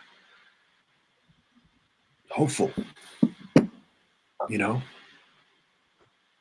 I feel like that what we do at our worst, it entertains us, you know, and at our best, it makes people's hearts shine, you know. So we have to keep on doing what we do.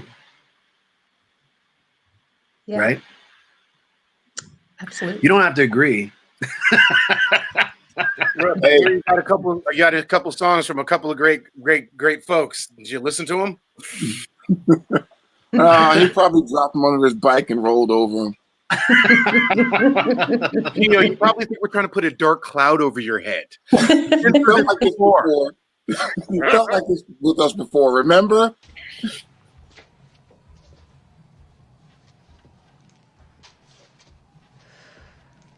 Hi. I heard through the grapevine that you had a new tune written by a couple great girls. Did you hear it? I knew it. He didn't listen to it. He probably dropped it under his bike and rolled over it.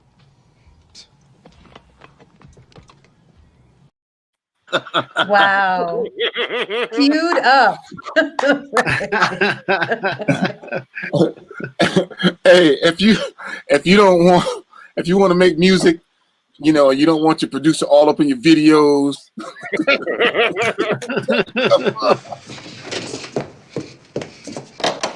What the fuck wrong with you, kid? I don't have time for your bullshit, Billy. What do you want? I told you before, this stage is no place for your personal shit, man.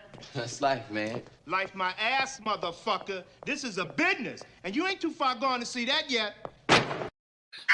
Life my ass, motherfucker. Yo, the Prince, fuck off. You know, it's funny. Just to like, just go back to being in the van with you guys, and it's just like the endless quotes. If it's not this movie, it's Pulp Fiction. you know, true romance. It's just good times. But there was always like an opportunity to use a line, right? It's like,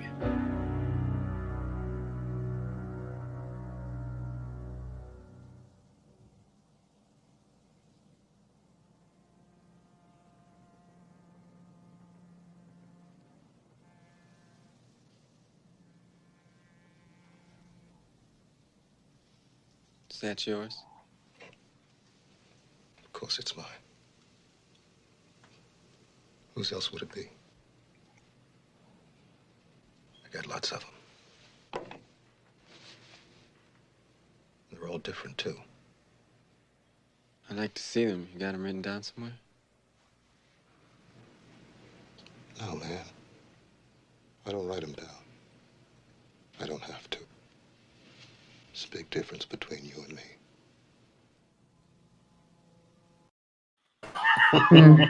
Dude, his Lying dad, motherfucker. Lying ass. his dad was an asshole. Like, he was yes, yeah. like, I mean, I dude, think that was part of the your list. music. You know, alcoholic, wife beater, asshole. He's like, dude, I want to hear your music. No. Amazing musician. I write the best songs. You can't hear them.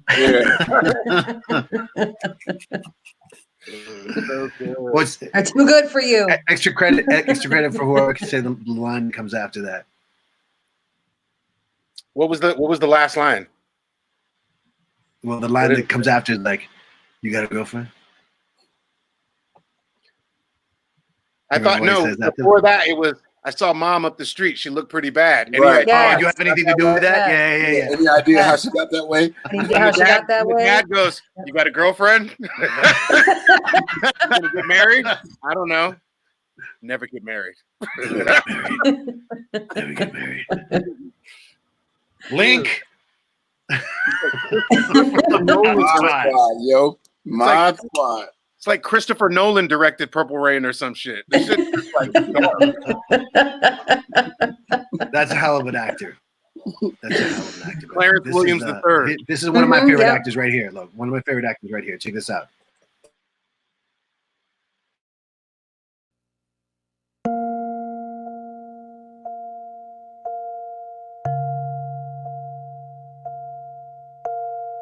Come on. Today's your lucky day. Turn around and go back to your room.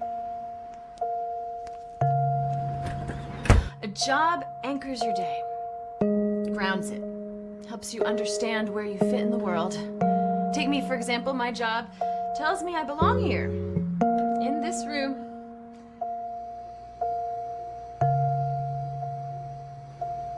Look at you, rolling in the dough. Don't spend it all on hookers and crack now. You're lucky you have a car. You can escape anytime you want.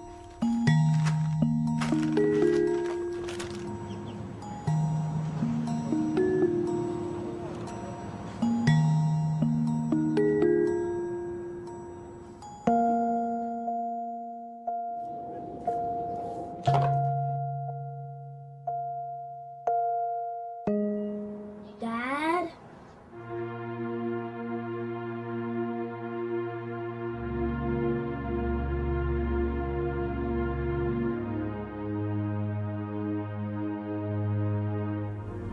Where are we going to go?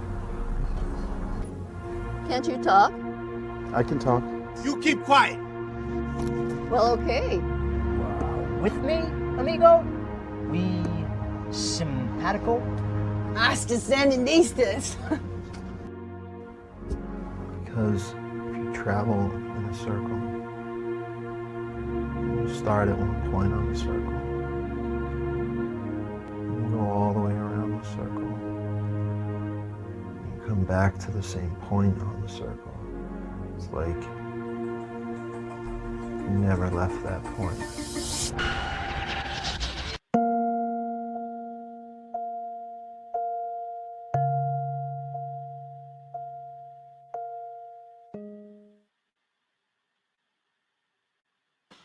My dreads were CGI, which is it was early CGI. Beautifully done, man. Yeah. Beautifully done. Okay.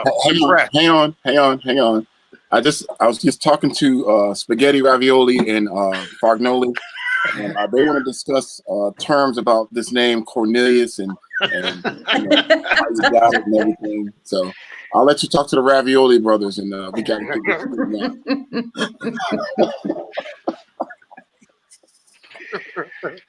So I have to say that inspiration for this movie, obvious and not so obvious, is all SPiGGa SHU-SHO related. From the name, from John Cornelius, and the idea to shoot was because that we did that video, the music video for People of the Sun, right on your stoop, Jay, with the boys, with Rock and Zen. And we used that one camera, which is the Panasonic, can't remember what the model number was, but it was the first like 24 frames per second video camera. And we loved the look of it. It was just like, oh man, we can shoot a movie like this. And that was it. Like 6 months later, we were shooting a movie like this. 6 months later, I was getting up at 5 a.m.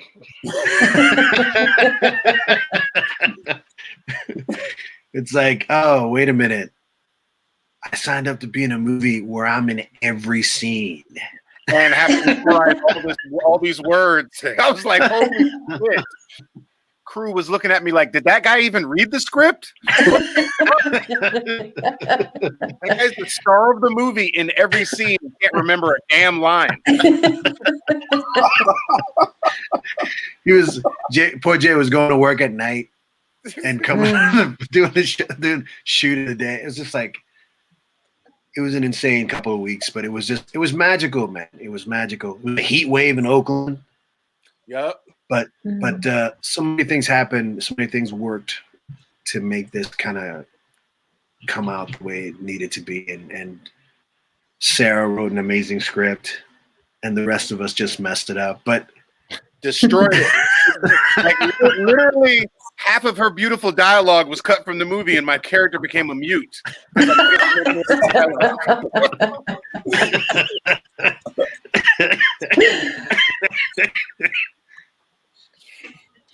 So search for it, y'all. Cornelius, it's on YouTube, free. You can check it out. But we did steal the name from our musical director, Mr. John Cornelius.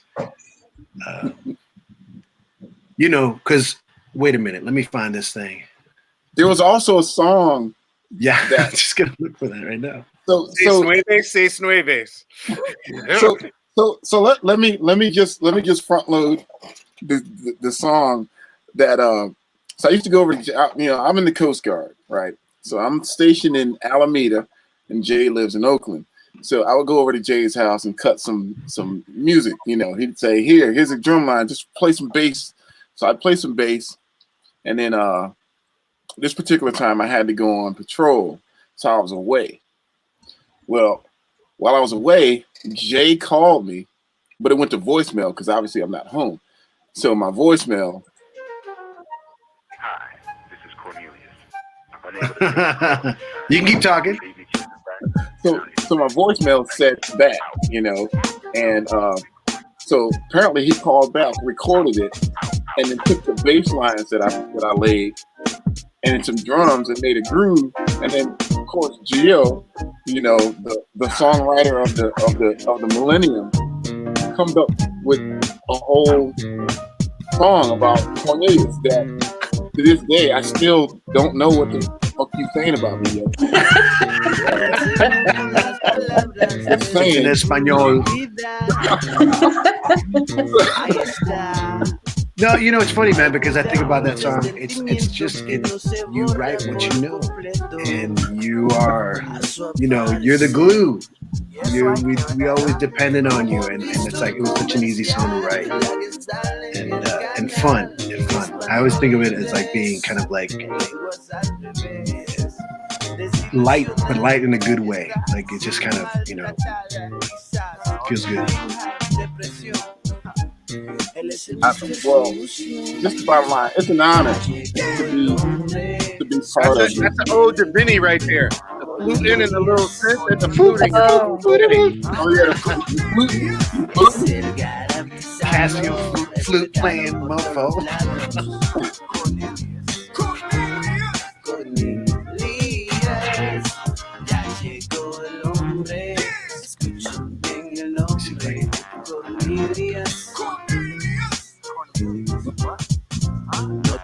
Not that good, not that bad. Simply appreciate it. That's the only line I know in that whole song.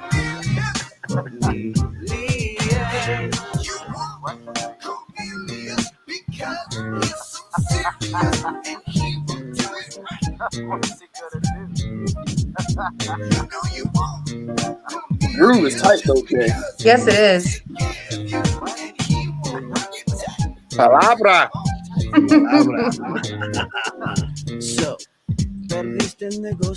But it's like, you know, over the years, Jay and I did music for commercials, music for short films, and feature films as well. And any excuse to get together and have like a couple of words as a guide. What's that? What was that line right there? After you said, ooh. I can't hear the song for some reason. It's not coming to me, but I know I can see you guys are listening to it, but I can't hear it.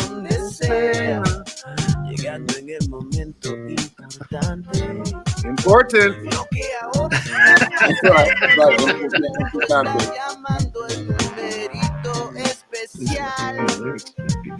My fake phone number.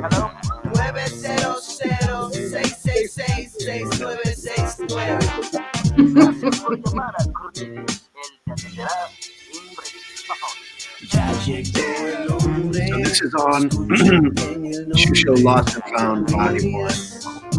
Volume 2 through 10 have not been released yet.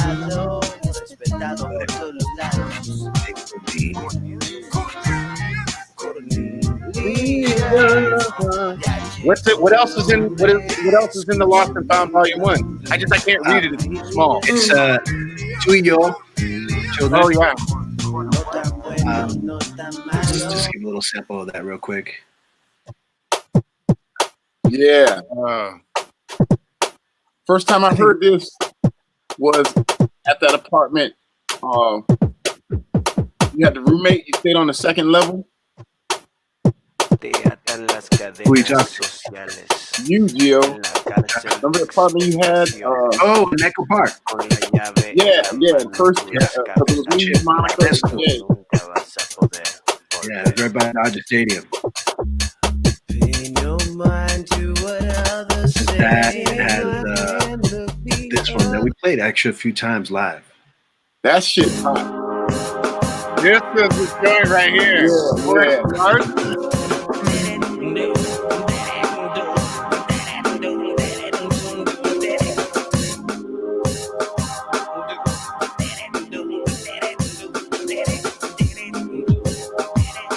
Yeah, it was a fun song to play live, especially without hands.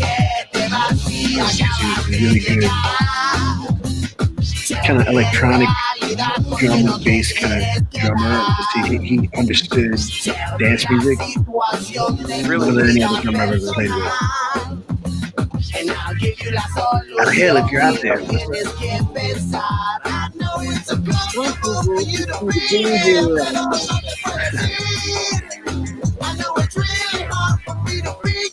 then of course there's the mellow relationship song, Same Mistake. This was what is this? Same Mistake? Yeah. This is the one right here, yo. This is one of those ones how we would make songs out of nowhere. Yeah. So again, man, I'm speechless. I just love doing this, man. I love doing this, and it's so easy to do with you guys. So easy. I miss playing with you guys, though. That's for sure. Yeah, definitely that. I have to thank you all personally for always being okay with BS and my last minute shows and stuff like that. Carla's been a big victim of this. If I come around Hartford, Carla tends to block my phone.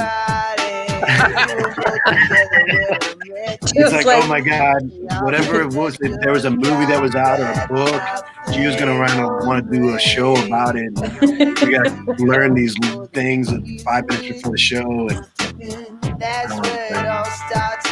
But you know, I completely trust you. So. Word. But the thing is, it's like, to me, I often feel like a pilot who doesn't know how to fly. But just as long as the crew is down for whatever, I'm gonna pretend all the way there. I'm just gonna be like,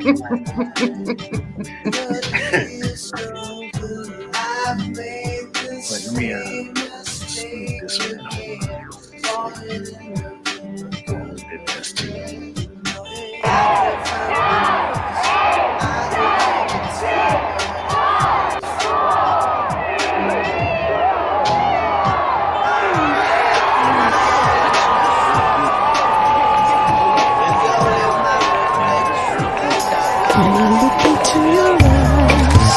so much love inside, so much that I feel good. Somehow I want to die. And if you listen to me, I let you change your mind at any given time. Then I will run away. And if I ever feel like I must reach you, I soothe myself with a life of leisure. 'Cause things they never change. Nothing will ever change.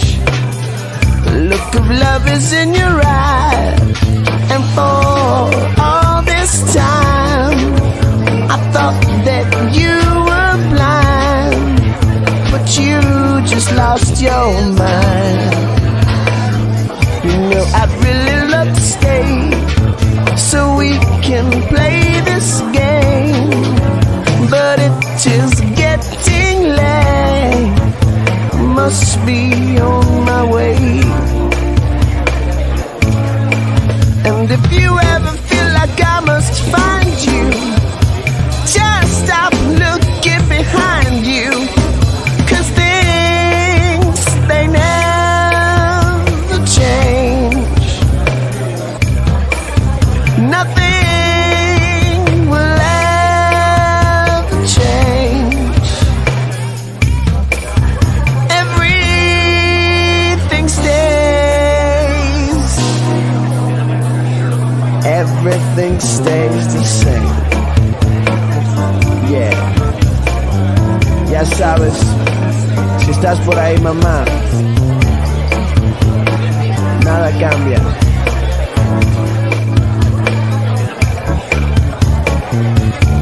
Estamos aquí toda la semana, no se olviden de nosotros, por favor.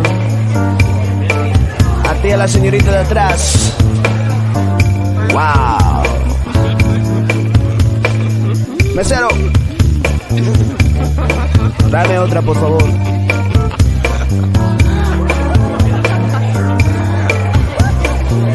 Gracias por venir al cuchifrito, que todavía hay más por ahí.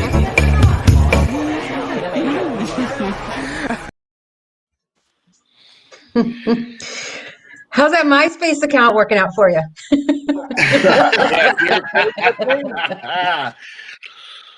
I still have it open with my Friendster account. I'm still on my tribe. My tribe. All right, so here's the question. All right, and y'all knew y'all had to know this question was gonna come up. When we gonna do a reunion? Jay. I lost you. What happened? He's like, Jay's like, I thought this was it. No, man. We got. I mean, we'll definitely do some music. I know that. I know we're gonna do some music, but you know, well, I guess there's. I mean, we can't play anywhere because it's fucking COVID. But I don't know. I'm just nostalgic. You know, I wish we can. You know, wish we can turn the clock back sometimes. Hey, if I could turn back time. If I could find a way. Back time. I didn't want to go there. Yeah, who would have known that that driving around all cramped up in that little van would have been some of my favorite memories ever. Yeah. Straight up, dude. Straight up. Drive, sleep, play. Doesn't get any better than that. Dude. I mean, it's still Be no careful matter what you ask for, right? That shit was very powerful memories, man. You know, packing shit up, hitting the next city, you know, sleeping out at Gio's out in the back in the guest house back. Dude, going from obviously anybody that's toured in any kind of level on any kind of thing where you go from city, you just have this confidence in you going into the next city that you know what you're doing, man. So even though it's not the best of venue or the best of situation, ideally, you go in with just the most confidence and knowing we know our shit and we're about to rock this shit. If it's with people, if it's with 300 people, or if it's with 1,000 people booing us on stage because they want the headliner. You know what I mean? We're still going to do our shit and we're going to knock it out. We're going to give it all we got, whether we're in New York City or we're in Flagstaff. We're doing our thing. I mean, Jay and I had done a couple of shows where the headliners were fans of ours and requested us to open, but we were so different. Yeah, so different from their style and whatever. So it was just like I remember. In particular, I remember that one show was like Jason Fandango's. It was opening up for Maldita Vecindad. And it was a fun show. It's always fun. It's always fun because it's like, you know, again, like you're saying, the confidence of going into a new town. I can only compare it to like being, you know, in a posse back in the day. Like you're riding your horses in town and you're like, look out, we'll take over. We don't care, you know, who the sheriff is. We're coming. And I feel like I remember being backstage at that show and going like, you know what? What's the worst that can happen? And it happened. It happened. But we always win them over. That's the thing. It's like we always win them over. We always win them over. I mean, it's like think of the tour that we did where we touring for the Rage Against the Machine tribute album thing. Yes. And with all the metal, definitely odd ones out. And I had a habit of it was always end the show with Human What, the rock version of Human What. And I had a habit of saying like the last I'd scream off. I'd scream, fuck off or fuck you. I remember I did it the first time. Jay looked at me and was like, did you just say that? But it was all good. It was all like rock bands, like really good rock bands in Spanish, rock en español. And then we were like this weird quirky band with like electronics, keyboards, and you know, funky things. It was like, what are they? Who are they? What are they? And we won them over. By the end of that thing, the rest of the bands were even like, dude, yo, we put it in. One thing we did learn is don't let Jamie McDonald band open for us ever. Don't ever do that. They're really good. They're really good. That's the one thing I learned. If Jamie McDonald's on the bill, play before him. Don't play after. Don't play after. Play before. Those guys are really good. Really, really good. Awesome. Well, I want to thank you guys for hanging. Again, we need to do this again soon. I feel like we can just hang out in a few weeks, in a couple months or whatever, and just talk about Prince. You know what I mean? And literally just go down, have some questions prepared and And because I'd love to, I know a lot about you guys, and I know where you guys land on a lot of the things, but there are other things that I don't know, and other people should as well. So look, Gio, it's fucked up what you did, man. John doesn't like it, and I don't like it either.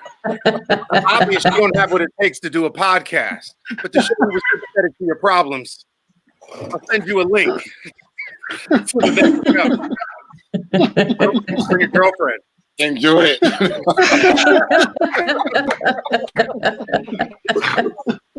Yo, off the dome, son, off the dome.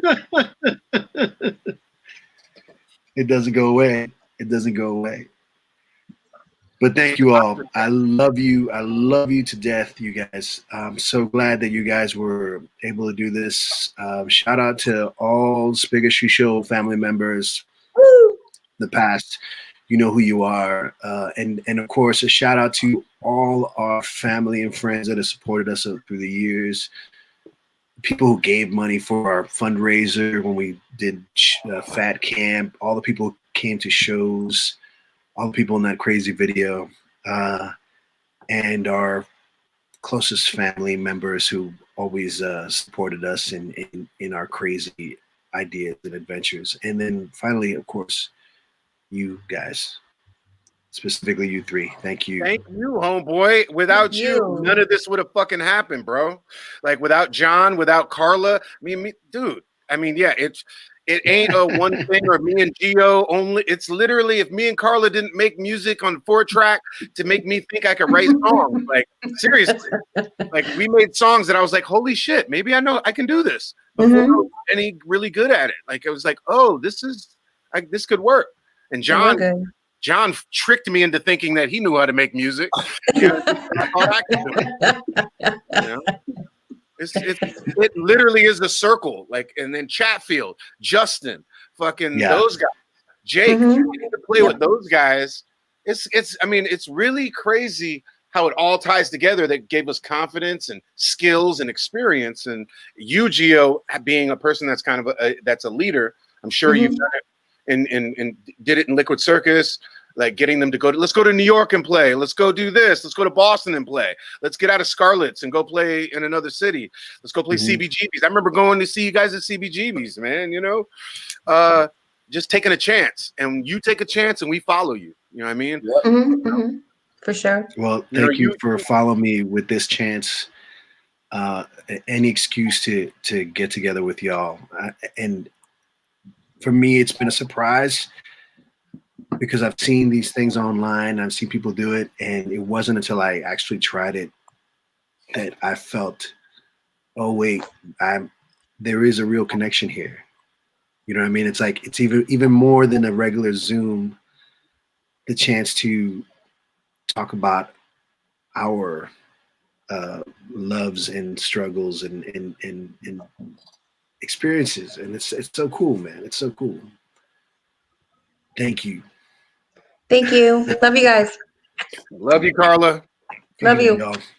Love you all. All of y'all. Goodbye, everybody. Hey, John. Yep.